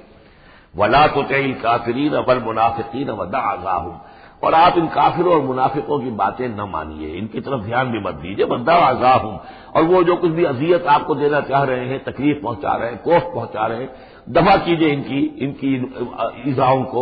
وتوکل علی اللہ، اللہ تعالیٰ پر توکل کیجیے. وکفی باللہ وکیلا، اللہ کافی ہے آپ کے لیے سہارا، اور آپ کی مدد کرنے کے لیے اللہ کافی ہے. یہ کچھ نہیں بگاڑ سکیں گے. جو چاہے اسکینڈل اٹھا لیں، جو چاہے آپ کے خلاف سازشیں کر لیں، آپ کا بال بیکا نہیں کر سکیں گے. یا ایھا الذین آمنوا اذا نکحتم المؤمنات ثم طلقتموهن من قبل ان تمسوهن، اب ایک حکم یہاں پر طلاق کے ضمن میں بھی آ رہا ہے. پہلے آ چکا ہے کہ اگر نکاح ہو چکا ہے کسی سے اور کوئی مہر مقرر نہیں ہوا تھا، لیکن پھر بھی طلاق اگر دے دی ہے تو بہرحال اسے کچھ نہ کچھ مہر جو ہے وہ دے دلا کے رخصت کرنا چاہیے. اور اگر ملاقات سے قبل نکاح دی ہے، مہر طلاق دے دی ہے، مہر مقرر ہو چکا تھا تو آدھا مہر دینا ہوگا. اب یہاں مسئلہ رہا عدت کا. یا ایھا الذین آمنوا، اہل ایمان، اذا نکحتم المؤمنات، جب تم مومن خواتین سے نکاح کرو، ثم طلقتموهن من قبل ان تمسوهن، پھر کوئی سبب ایسا ہو جائے کہ اس سے پہلے کہ تمہاری ان سے ملاقات ہو، تم انہیں چھو، انہیں تم طلاق دے دو. فما لکم علیہن من عدۃ تعتدونها، تو پھر تمہارا کوئی حق نہیں ہے کہ وہ عورت جو ہے عدت کرے اور اس کو تم عدت پوری کرواؤ اس سے، اس لیے کہ تمہاری ملاقات ہی نہیں ہوئی، کوئی سوال ہی پیدا نہیں ہوتا کہ اس کے رحم میں کوئی بچہ جو ہے اللہ تعالیٰ نے اس کو تخلیق فرما دیا ہو. لہذا عدت تو اس لیے ہوتی ہے کہ یہ بات پوری طریقے سے واضح ہو جائے کہ اس معاملے میں سابق شوہر سے اس کے وطن میں کوئی حمل نہیں ہے. ومتعوہن، تو انہیں کچھ دے دلا کر رخصت کرو. وسرحوہن سراحا جمیلا، اور اپنے ہاتھ سے رخصت کرنا ہو تو بڑی خوبصورتی کے ساتھ رخصت کرو. یا ایھا النبی انا احللنا لک ازواجک اللاتی آتیت اجورہن، اے نبی ہم نے آپ کے لیے حلال ٹھہرایا ہے آپ کی ان تمام ازواج مطہرات کو جنہیں آپ نے باقاعدہ مہر دیا ہے. وما ملکت یمینک، اسی طرح جو آپ کی ملک یمین ہے، بانیاں ہیں، لونیاں ہیں. مما افاء اللہ علیک، جو اللہ تعالیٰ نے آپ کو فے کے طور پر دے دی ہوں. جیسے آپ کو معلوم ہے کہ یہ ماریہ قبطیہ جو آئی تھی رضی اللہ تعالیٰ عنہ، یہ بھی جو مقوقس تھا مصر کا حکمران، اس نے ہدیے کے طور پر بھیجی تھی. وہ بناتے امنے کا، وہ بناتے اماتے کا، اسی طرح آپ کے لیے نکاح کرنا جائز ہے اپنی چچا کی بیٹیوں سے اور اپنی پھپھیوں کی بیٹیوں سے. وہ بناتے خالے کا، اور اپنے ماموں کی بیٹیوں سے. وہ بناتے خالاتے کا، اپنی خالاؤں کی بیٹیوں سے. اللاتی ہاجرن معک، جنہوں نے آپ کے ساتھ ہجرت کی ہے. وامرأۃ مومنۃ، اسی طرح ایک مومن عورت وہ بھی آپ کے لیے حلال ہے کہ آپ اس سے نکاح کریں. ان وہبت نفسہا للنبی، اگر وہ ہبہ کر دیتی ہے اپنا نفس نبی کو، یعنی وہ مہر بھی نہیں مانگتی، وہ کہتی کہ میں اپنے آپ کو ہبہ کر رہی ہوں. ان اراد النبی ان یستنکحھا، اگر نبی کا ارادہ ہو کہ وہ ان سے نکاح کرے. خالصۃ لک من دون المؤمنین، یہ جو ہے رعایت آپ کو دی گئی ہے تمام اہل ایمان سے علیحدہ رکھ کر، یعنی تمام اہل ایمان کے لیے زیادہ سے زیادہ 4 کی قید ہے، لیکن آپ کے لیے یہ سب جو آپ کے گھروں میں آباد ہیں یہ سب جائز ہے. ان میں سے کسی کو بھی آپ طلاق نہیں دیں گے، اور 4 کی جو قید ہے وہ آپ پر نہیں ہے. قد علمنا ما فرضنا علیہم من ازواجہم، ہمیں خوب معلوم ہے کہ ہم نے عام مسلمانوں پر کیا کیا چیزیں ان کی بیویوں کے ضمن میں فرض کی ہیں، لازم کی ہیں. ایک وقت میں 4 سے زیادہ کا نکاح نہیں ہو سکتا. وما ملکت ایمانہم، اسی طریقے سے جو ان کی لونیاں مانیاں ہیں ان کے بارے میں بھی ہم نے کیا کیا قواعد و ضوابط کا انہیں پابند کیا ہے. لکہ لا یکون علیک حرج، تاکہ آپ پر کوئی تنگی نہ ہو. وکان اللہ غفور الرحیم، اللہ غفور الرحیم ہے. اصل میں حضور کا جو تعدد ازدواج کا معاملہ اس میں کئی مصلحتیں تھیں. ایک مسئلہ تو یہ بھی تھی مثلا یہ کہ حضرت عائشہ صدیقہ رضی اللہ تعالیٰ عنہ سے نکاح کی جو مسئلہ سب سے بڑی یہ سامنے آتی ہے کہ وہ بیوہ ہو گئی ہیں جبکہ ابھی جوان تھی، وہ 18 برس کی عمر تھی جبکہ بیوہ ہو گئی ہیں، لیکن انہیں پھر طویل وقت ملا ہے، وہ معلمہ امت بن گئی ہیں۔ خواتین کے لیے تو وہی معلمہ ہے، جو بھی زر و شوق کے تعلقات ہوتے ہیں اس میں خواتین آ کر مسئلہ پوچھتی تھی تو ام المومنین صدیقہ رضی اللہ تعالیٰ انہیں بتاتی تھی۔ تو طویل امت اس لیے کہ امت کے لیے تعلیم کا کوئی اور نظام تو نہیں تھا۔ اسی طرح عرب کا جو معاشرہ تھا قبائلی معاشرہ تھا، اس میں یہ ہوتا تھا کہ کوئی بڑی شخصیت جو ہے اس کے دوسرے جو قبائل ہیں ان کے سرداروں وغیرہ سے کوئی رشتہ داری اگر ہو جائے تو اس سے بھی ایک تقویت حاصل ہوتی تھی اس نظام کو۔ تو یہ مختلف اسباب سے حضور کے لیے خاص طور پر یہ رعایت جو ہے کی گئی ہے کہ جو عام مسلمانوں کے لیے نہیں ہے۔ وکان اللہ غفور الرحیم، یقین اللہ غفور الرحیم ہے۔ ترجی من تشاء منہن وتؤوی الیہ من تشاء، اور پھر یہ بھی کہ آپ کر سکتے ہیں کہ ان میں سے جس کو چاہیں ذرا اپنے سے دور کر دیں اور جس کو چاہیں اپنے قریب لے آئیں، یعنی وہ مساوات بھی حضور پر لازم نہیں تھی، اگرچہ حضور نے کی ہے لیکن وہ مساوات حضور پر لازم نہیں تھی، اس لیے کہ آپ کو یہ اجازت دی گئی تھی کہ اگر اپنی ازواج مطہرات میں سے کسی کو ذرا فاصلے پر کر دیں، ذرا اس سے اپنا وقت وغیرہ دینا کم کر دیں تو کوئی حرج نہیں تھا، آپ پر کوئی اس کی ملامت نہیں تھی اللہ کی طرف سے۔ کسی کو زیادہ آپ اپنے پاس رکھیں یا زیادہ اس کے پاس ٹھہرے تو اس میں بھی کوئی پابندی آپ پر نہیں تھی، صاف اجازت دی گئی ہے۔ ترجی من تشاء، جو دور ذرا کر دے اپنے سے جس کو چاہے، وتؤوی الیک من تشاء، اور جس کو چاہے اپنے پاس قریب کر لو، ومن ابتغیت ممن عزلت، اور جسے آپ نے کہیں ذرا سا اپنے سے پرے کر دیا ہو اگر انہیں دوبارہ قریب اپنے لانا چاہو فلا جناح علیک، تو اس میں بھی آپ پر کوئی حرج نہیں ہے۔ ذالک ادنیٰ ان تقر اعینہن، یہ زیادہ قریب تر ہے اس سے کہ ان کی آنکھیں بھی ٹھنڈی رہیں، ولا یحزن، اور وہ رنجیدہ نہ ہو، یعنی ایسا نہ ہو کہ کسی اپنی زوجہ محترمہ سے آپ ذرا زیادہ دیر کے لیے جو ہے وہ دور رہیں، ایسا بھی نہیں ہونا چاہیے، ان کی بھی آنکھوں کی ٹھنڈک رہنی چاہیے۔ وَيَرْضَيْنَ بِمَا آتَيْتَهُنَّ كُلُّهُنَّ، اور تاکہ وہ سب کی سب راضی رہیں ان چیزوں سے جو آپ انہیں دیتے ہیں۔ حضور کا معاملہ یہ تھا کہ آپ نے کامل مساوات برتی ہے، ناپ تول کے ساتھ، نان نفقہ سب کا برابر، وقت اپنا سب کے ساتھ برابر، باریاں مقرر ہیں اور باریوں پہ ہی آپ شب باشی فرماتے تھے، آج ان کے پاس ہے، کل ان کے پاس ہے، پرسوں ان کے پاس ہے۔ ایک وقت آپ نے رکھا تھا جب مدینے میں آپ ہوتے تھے تو عصر اور مغرب کے درمیان چند منٹ کے لیے 5-5 7-7 منٹ کے لیے آپ سب کے ہاں ہو آتے تھے تاکہ سب سے اس روز کی ملاقات ہو جائے۔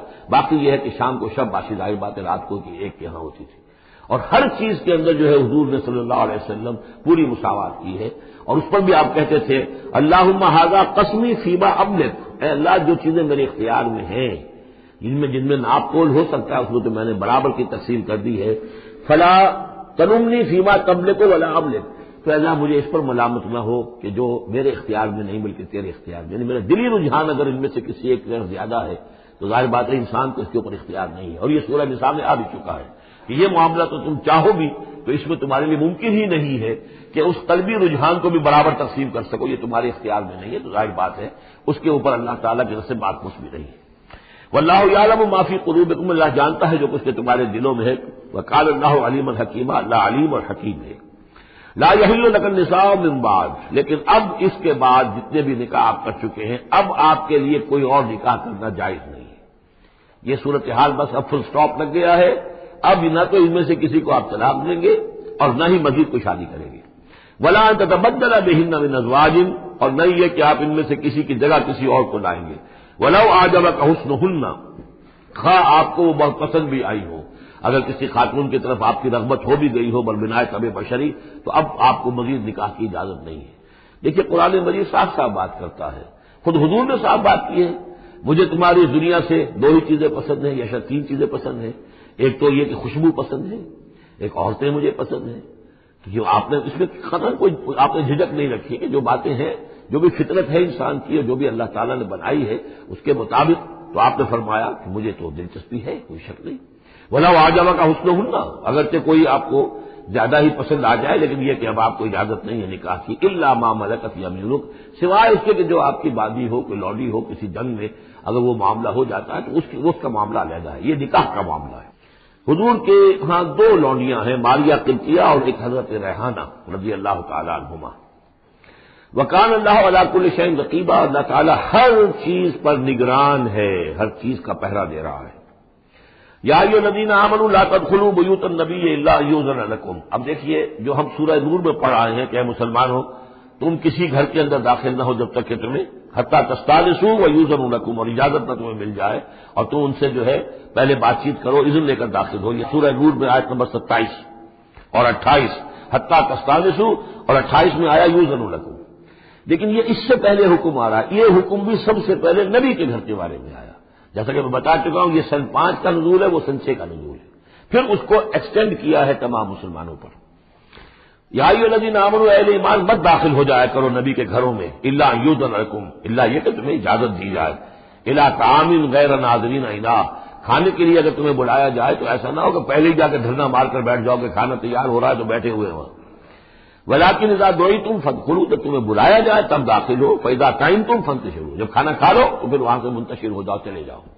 ولا مستانسین لحدیث، اور وہاں بیٹھ نہ رہو، وہ ڈیرا جما کر کے اب حضور کی باتیں سنیں گے، کچھ گفتگو ہوگی تو بیٹھے رہیں۔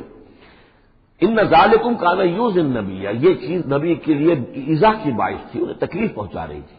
وہی جو پرائیویسی ہے گھر کی، اب اس میں یہ ہے کہ کوئی آ گیا ہے اور دھرنا مار کے بیٹھا ہوا ہے، حضور کی مروت ہے، حضور شرافت کی وجہ سے کچھ کہہ بھی نہیں سکتے ہیں، اور ظاہر بات ہے وہ کوئی ایک ایک کنال کے اور ایک ایک ایکڑ کے گھر تو تھے نہیں، وہ چھوٹا سا کوئی ایک حجرہ ہے۔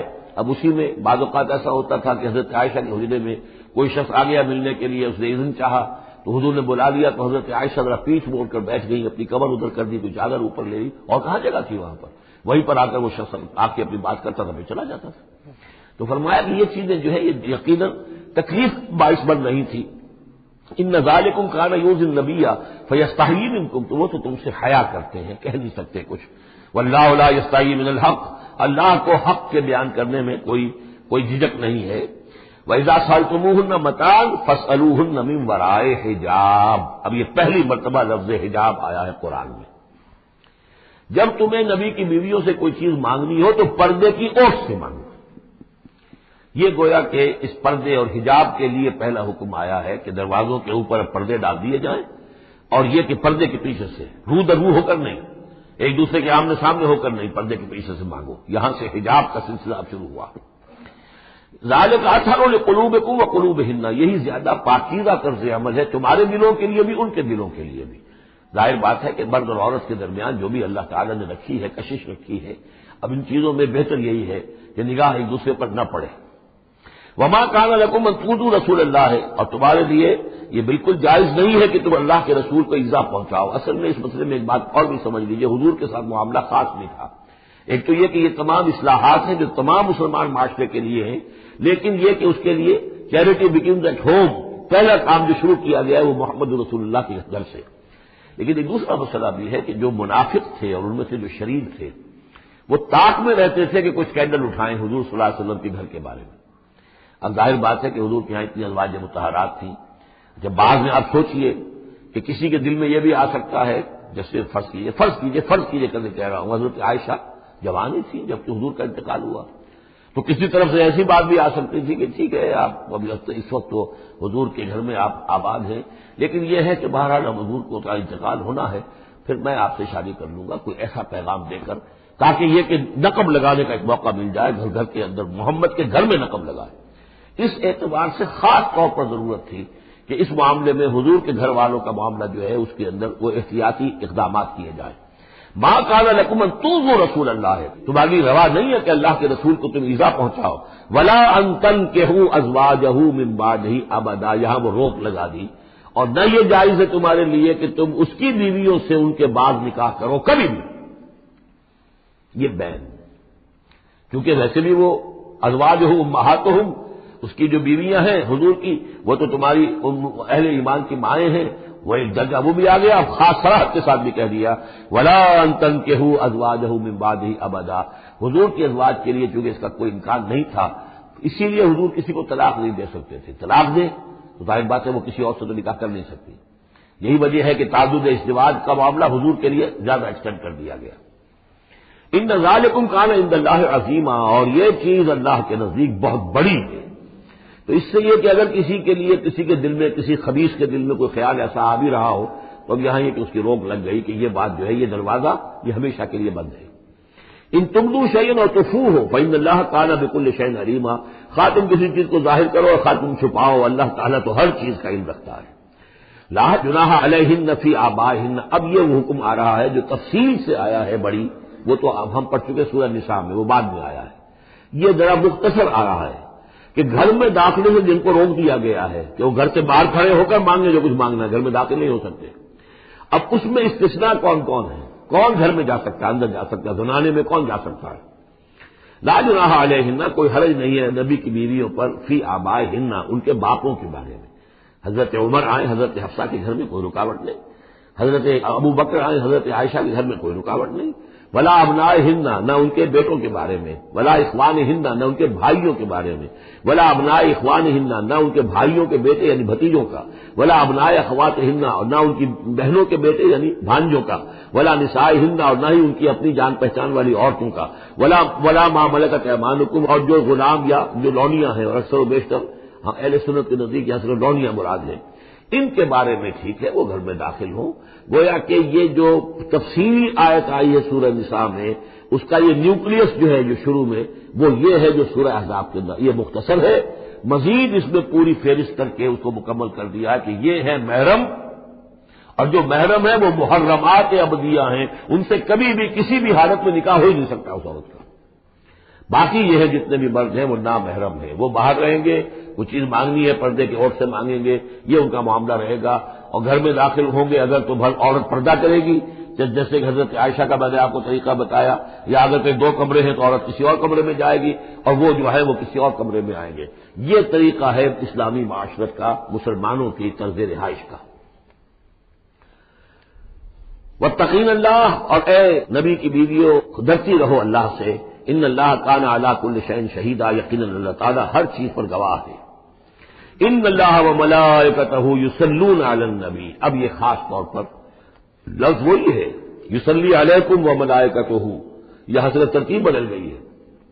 یقیناً اللہ اور اس کے فرشتے رحمت اور شفقت اور عنایت نازل کرتے رہتے ہیں نبی پر صلی اللہ علیہ وسلم. یا ایھا الذین آمنوا صلوا علیہ وسلموا تسلیما، اے ایمان کے دعوے دارو، اے ایمان لانے والو، تم بھی ان پر رحمت بھیجتے رہا کرو، اور تم بھی اللہ تعالیٰ سے دعا کرتے رہا کرو کہ اللہ ان کے اوپر اور درود بھیجے اور رحمت بھیجے. وسلموا تسلیما، انہیں سلام کیا کرو، ان کو سلام بھیجا کرو. ان الذین یؤذون اللہ ورسولہ، یقیناً وہ لوگ جو ایذا پہنچاتے ہیں اللہ کو اور اس کے رسول کو، لعنہم اللہ فی الدنیا. اب یہ منافقین کا تذکرہ ہو رہا ہے اس سورہ مبارکہ میں، جیسا کہ مدنی صورتوں میں اکثر و بیشتر ہے. ان الذین یؤذون اللہ ورسولہ، بے شک وہ لوگ جو ایذا پہنچاتے ہیں اللہ اور اس کے رسول کو، لعنہم اللہ فی الدنیا والآخرہ، تو لعنت اللہ نے ان پر لعنت کر دی ہے دنیا اور آخرت دونوں میں. وأعد لهم عذابا مہینا، اور ان کے لیے ایک بڑا اہانت آمیز عذاب تیار کر رکھا ہے. والذین یؤذون المؤمنین والمؤمنات بغیر ما اکتسبوا، اور وہ لوگ جو ایذا پہنچاتے ہیں مسلمان مردوں کو اور مسلمان عورتوں کو بغیر اس کے کہ انہوں نے کوئی گناہ کا ارتکاب کیا ہو، یعنی الزام لگاتے ہیں، اسکینڈلز ہیں، خامخواہ کی تہمتیں ہیں اور قذف ہو رہا ہے.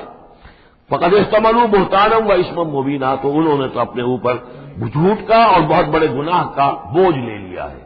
ابھی یہاں پر قذف کی سزا نہیں آئی، قذف کا حکم جو ہے اس کی حد وہ پھر سورہ نور میں آ چکے، وہ ہم پڑھ چکے ہیں. 80 درے لگائے جائیں، 80 کوڑے. اگر کوئی شخص کسی مسلمان خاتون کے اوپر زنا کا الزام لگائے اور پھر 4 گواہ پیش نہ کر سکے، 80 کوڑے لگیں گے. یا ایھا النبی قل لازواجک وبناتک ونساء، اب یہ پردے کا اگلا حکم آ رہا ہے.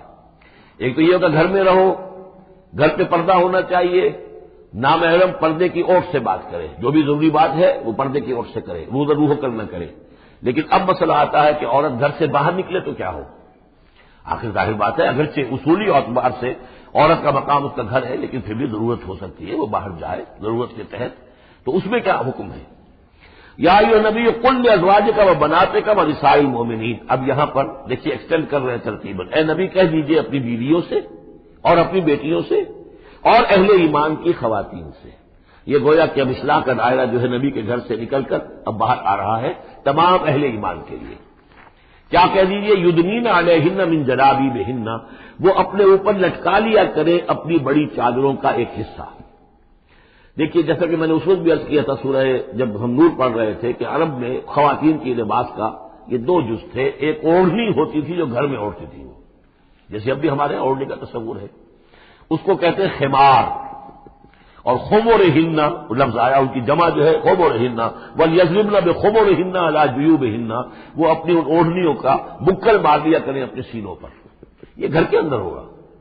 باہر جب نکلتی تھی تو بڑی چادر لے لیتی تھی، اور جو جتنی شریف گھرانے کی ہوتی تھی اتنی ہی وہ اپنے آپ کو اس میں لپیٹ لیتی تھی، لیکن چہرے کے اوپر نہیں ڈالتی تھی.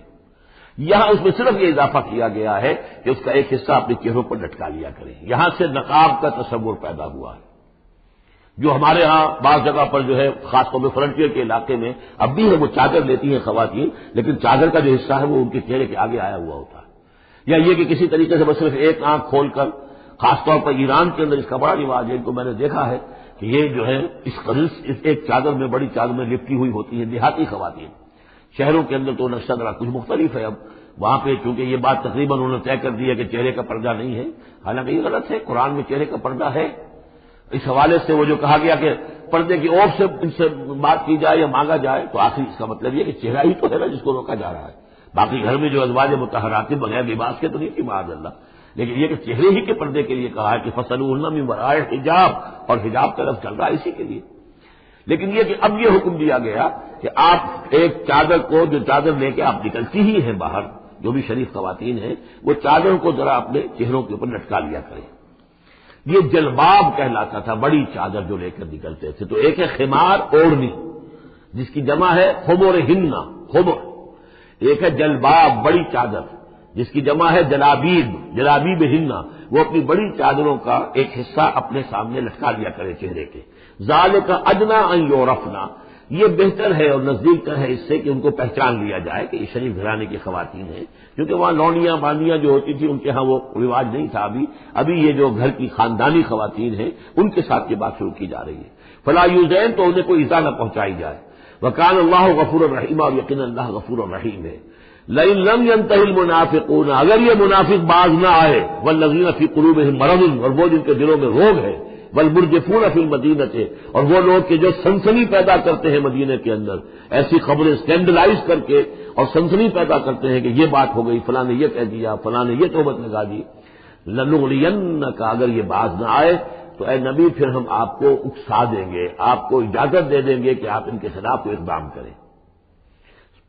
لنغرینک بہم، ہم ان کے اوپر حملہ کرنے کی اور ان کو سزا دینے کے لیے آپ کو کھلی چھوٹ دے دیں گے. ثم لا یجاورونک فیہا الا قلیلا، پھر یہ شہر مدینہ کے اندر آپ کے پڑوسی بن کر نہیں رہ سکیں گے مگر یہ تھوڑا سا وقت جو یہ گزار رہے ہیں. ملعونین، ان پر پھٹکار ہے. اینما ثقفوا اخذوا وقتلوا تقتیلا، جہاں بھی یہ پائے جائیں، پکڑے جائیں اور قتل کیے جائیں، ٹکڑے کر دیے جائیں. لیکن یہ وہ حکم جو ہے یہ ایک اللہ تعالیٰ کی بیزاری اور شدت ناراضگی کا مظہر ہے، لیکن منافقین کے اعتبار سے کبھی اس طرح کا کوئی اقدام حضور کی سیرت میں ثابت نہیں ہے. سنت اللہ فی الذین خلوا من قبل، یہ اللہ کی سنت ہے، اللہ کا طریقہ ہے، اللہ کا قانون ہے. یہ ان قوموں کے بارے میں، امتوں کے بارے میں بھی جو پہلے گزر چکی ہیں. ولن تجد لسنت اللہ تبدیلا، اور تم نہیں پاؤ گے اللہ کی سنت کے اندر کوئی تبدیلی. ولن تجد لسنت اللہ تبدیلا، تم نہیں پاؤ گے اللہ کی سنت میں کوئی تبدیلی. یسألک الناس عن الساعۃ، اے نبی لوگ آپ سے قیامت کے بارے میں پوچھتے ہیں. قل انما علمها عند اللہ، کہہ دیجئے اس کا علم تو اللہ کے پاس ہے. وما یدریک لعل الساعۃ تکون قریبا، اور تمہیں کیا معلوم ہو سکتا ہے کہ قیامت قریب آ چکی ہو. ان اللہ لعن الکافرین وأعد لهم سعیرا، اللہ نے کافروں پر لعنت فرمائی ہے اور ان کے لیے دہتی ہوئی آگ تیار کر رکھی ہے. خالدین فیہا ابدا، اس میں رہیں گے ہمیشہ ہمیش. لا یجدون ولیا ولا نصیرا، نہیں پائیں گے کوئی حمایتی اور نہ مددگار. یوم تقلب وجوہہم فی النار، جس دن کے وہ اوندھے کر دیے جائیں گے آگ میں. یقولون یا لیتنا اطعنا اللہ واطعنا الرسولا، اس وقت کہیں گے کہ ہائے کاش کہ ہم نے اطاعت کی ہوتی اللہ کی اور اطاعت کی ہوتی اس کے رسول کی. وقالوا ربنا انا اطعنا سادتنا وكبراءنا فاضلونا السبیل، وہ کہیں گے اے اللہ ہم نے تو اپنے سرداروں اور اپنے جو بڑے چودھری تھے ان کی اطاعت ہم نے کی، ان کا کہنا مانا، ان کے کہے پر چلے، بس انہوں نے ہمیں صحیح راستے سے بھٹکا دیا. ربنا آتہم ضعفین من العذاب، اے اللہ ان کو دگنا عذاب دے. والعنہم لعنا کبیرا، اور ان پر لعنت فرما بہت ہی بڑی لعنت. یا ایھا الذین آمنوا لا تکونوا کالذین آذوا موسیٰ وبرأہ اللہ مما قالوا، اہل ایمان ان لوگوں کے مانند نہ ہو جاؤ کہ جنہوں نے موسیٰ کو اذیت دی تھی. دیکھیں موسیٰ کو ایک اذیت تو وہ تھی جو ہم سورہ مائدہ میں پڑھائے ہیں کہ جب موسیٰ نے کہا علیہ الصلوۃ والسلام کہ اب اللہ کی راہ میں جنگ کرو، اور پوری قوم نے انکار کر دیا. ظاہر بات ہے کہ جو آپ پر بیزاری طاری ہوئی، جس پر آپ نے کہا کہ رب انی لا املک الا نفسی واخی فافرق بیننا وبین القوم الفاسقین، تو اس سے اندازہ ہو رہا ہے کس قدر آپ کو تکلیف پہنچی۔ ایک بات روایات میں آتا ہے کہ آپ پر کوئی جسمانی عیب بھی لگایا گیا تھا، وہ اپنی حیا اور شرم کی وجہ سے وہ اپنا لباس جو ہے وہ خاص طور پر اکثر و بیشتر کبھی بھی آپ عریاں نہیں ہوتے تھے، جو ان کے ہاں جو رواج تھا ان میں یہ ہے کہ اتنا لحاظ نہیں رکھتے تھے، لیکن یہ کہ اب انہوں نے یہ کہنا شروع کر دیا کہ کوئی عیب ہے ان کے اندر جسمانی طور پر جس کی وجہ سے یہ اتنے شرم اور حیا کا مظاہرہ کرتے۔ بہرحال اللہ تعالیٰ نے اس کے لیے ایک سبیل پیدا کی، ایک لمبا قصہ ہے کہ جو احادیث میں موجود ہے۔ تو فرمایا تو اب یہ ہے ذاتی قسم کی ایذا، اور میں سمجھتا ہوں کہ وہ حدیث کے اندر جو واقع ہے وہ صحیح ہے، اس لیے کہ یہاں بھی ذاتی قسم کی ایذا ہے جس کا تذکرہ ہو رہا ہے کہ حضور کو حضور کے ازواج مطہرات کے حوالے سے کوئی اس طرح کا اسکینڈل اٹھا کر جو ہے تو تکلیف، جیسے کہ سورہ نور میں ہم پڑھ رہے ہیں کہ کس قدر دن آپ پر سخت گزرے ہیں وہ، جبکہ حضرت عائشہ پر جو ہے وہ تہمت لگائی گئی تھی۔ تو یا ایھا الذین آمنوا لا تکونوا کالذین آذوا موسیٰ، ان لوگوں کے معنی نہ بن جاؤ کہ جنہوں نے موسیٰ کو اذیت دی تھی، فبرأہ اللہ مما قالوا، تو اللہ تعالیٰ نے انہیں بری ثابت کر دیا کہ ان میں وہ عیب نہیں ہے جو انہوں نے ان پر لگایا تھا۔ وکان عند اللہ وجیہا، اور وہ تو اللہ کے نزدیک بہت وجیح انسان تھے، صاحب حیثیت، صاحب وجاہت۔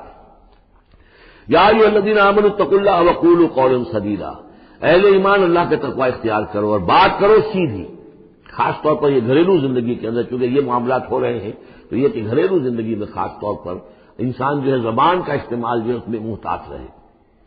یصلح لکم اعمالکم، اللہ تعالیٰ تمہارے سارے اعمال درست کر دے گا، ویغفر لکم ذنوبکم، اور اگر کبھی کسی نسیان یا کسی اور جذبات کے رو میں کوئی غلطی ہو جائے گی تو اللہ تعالیٰ تمہاری خطائیں بخش بھی دے گا۔ ومن یطع اللہ ورسولہ فقد فاز فوزا عظیما، اور جو کوئی بھی اللہ اور اس کے رسول کی اطاعت پر کاربند ہو گیا اس نے تو بہت بڑی کامیابی حاصل کر لی۔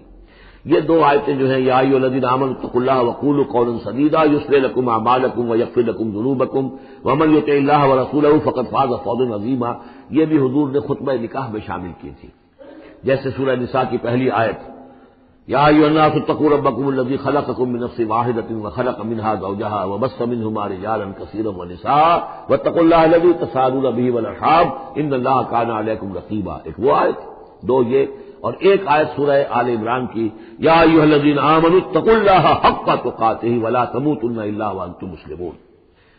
انا عرضنا الامانۃ علی السماوات والارض والجبال، ہم نے امانت کو پیش کیا آسمانوں پر اور زمین پر اور پہاڑوں پر، فابین ان یحملنھا، تو ان سب نے انکار کر دیا اس کو اٹھانے سے، واشفقن منھا، اور اس سے ڈر گئے، وحملھا الانسان، انسان نے اسے اٹھا لیا، انہ کان ظلوما جہولا، یقیناً وہ نادان بھی تھا اور ظالم بھی تھا، یعنی اپنے آپ پر ظلم کیا اتنی بڑی امانت سنبھال کر۔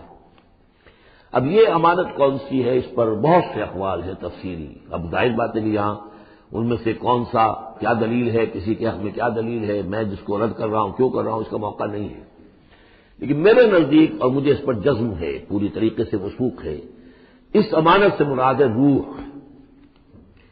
یہ عالم امر کی شے ہے، اور لا کر عالم خلق، یہ ہمارا وجود حیوانی جو ہے یہ عالم خلق کی شے ہے، عالم امر کی شے کو بطور امانت عالم خلق کے اس وجود کے اندر امانت کے طور پر رکھا گیا ہے، یہ اللہ کی امانت ہے، وَنَفَخْتُ فِيهِ مِن رُوحِي، اپنی روح میں سے پھونک دوں تمہارے اندر، یہ ہے امانت، بہت عظیم امانت ہے۔ عالم امر میں آپ کو بتا چکا ہوں صرف فرشتے اور ارواح انسانیہ، یہ عالم امر کی چیز ہے، انہی کی جو کمیونیکیشن ہے وہی اس کو بھی امر کہا گیا ہے، عالم امر کی شے ہے۔ باقی جتنے بھی ہیں یہ جنات ہوں یا جو بھی حیوانات ہیں، ہمارا بھی جو جسد حیوانی ہے وہ جو ہے عالم خلق کی شے ہے، اور یہی شے ہے اصل میں وہی جس کی بنا پر کہ انسان مسجود ملائک بنا ہے، یہ جو روح ہے اسی کی بنا پر مسجود ملائک ہے، اسی کے بنا پر خلافت ملی ہے، اسی کے بنا پر وحی کا یہ محبت بنا ہے کہ وہی اس کو آ سکتی ہے، جنات کے ہاں وحی نہیں ہے، ان میں روح نہیں ہے، وحی نہیں ہے، کوئی نبی جنات میں نہیں بھیجا گیا، بلکہ انسانوں ہی میں جو نبی آئے انہی کی پیروی جو ہے وہ جنات بھی کرتے رہے۔ اور یہ جو روح کے بھوکے جانے سے پہلے یہ کیفیت تھی وہ تھا ظلوم اور جہول، یہ میں سمجھتا ہوں کہ انسان کا جو حیوانی وجود ہے جو میں نے کئی مرتبہ اس سے پہلے بیان کیا اس میں تو کمزوری ہے، خلق الانسان من عجل، خلق الانسان ضعیفا، انسان جو ہے وہ تو اس کی فطرت، اس کی خلقت کے اندر عجلت پسندی بھی ہے، انسان کمزور پیدا کیا گیا ہے، یہاں ظلم اور جہول کہا جا رہا ہے۔ اگر تو صرف حیوان انسان ہوتا اور اس میں روح خدا بندی نہ پھونکی گئی ہوتی تو ظلم اور جہول تھا، لیکن روح خدا بندی پھونکے جانے کے بعد اب صورت وہ نہیں ہے، اسی لیے فرمایا گیا والتین والزیتون وطور سینین وہذا البلد الامین لقد خلقنا الانسان فی احسن تقویم ثم رددناہ اسفل سافلین۔ ہم نے پیدا کیا انسان کو تو سب سے پہلے پیدا کیا تھا ارواح کی شکل میں، وہ احسن تقویم بلند ترین رتبے کی شے، لیکن پھر اسے لوٹا دیا ہے نچلوں میں سب سے نیچے، یعنی جنات سے بھی نیچے چلا گیا انسان۔ کیوں چلا گیا؟ کہ اس کا یہ جسد حیوانی جو ہے ان سے کمتر ہے، اس میں یہ ڈال دی گئی روح۔ تو یہ ہے وہ امانت میرے نزدیک، واللہ اعلم۔ لیعذر اللہ المنافقین والمنافقات، اس امانت ہی کا اب یہ ظہور ہوگا۔ اس کا نتیجہ کیا نکلے گا؟ جو اس امانت کا حق ادا کرے گا اس کے لیے اللہ تعالیٰ کے لیے روح و ریحان و جنت نعیم۔ جو اس امانت میں خیانت کرے گا، اس کا حق ادا نہیں کرے گا، وہ حیوانی بن کر رہ جائے گا، حیوانی خواہشات اور حیوانی ہی داعیات کا تابع فرمان بن کر رہ جائے گا۔ اس نے گویا کہ خیانت کی اس امانت میں، اس کے لیے لیعذب اللہ المنافقین والمنافقات والمشرکین والمشرکات، تاکہ نتیجہ یہ نکلے کہ اللہ عذاب دے منافق مردوں کو، منافق عورتوں کو، اور مشرک مردوں کو اور مشرک عورتوں کو۔ وَيَتُوبَ اللَّهُ عَلَى الْمُؤْمِنِينَ وَالْمُؤْمِنَاتِ، اور اللہ تعالیٰ عنایت فرمائے اور معاف کرے اور توبہ قبول کرے اور توبہ کی توفیق دے اہل ایمان مردوں کو بھی، اہل ایمان عورتوں کو بھی۔ وَكَانَ اللَّهُ غَفُورًا رَحِيمًا، یقیناً اللہ تعالیٰ غفور اور رحیم ہے۔ یہ جو چوتھا گروپ تھا مکی اور مدنی صورتوں کا وہ یہاں ختم ہوا، 8 مکیات اور 1 مدنی صورت۔ صدق اللہ العظیم۔ بارک اللہ لی ولکم فی القرآن العظیم ونفعنی وإیاکم بالآیات والذکر الحکیم۔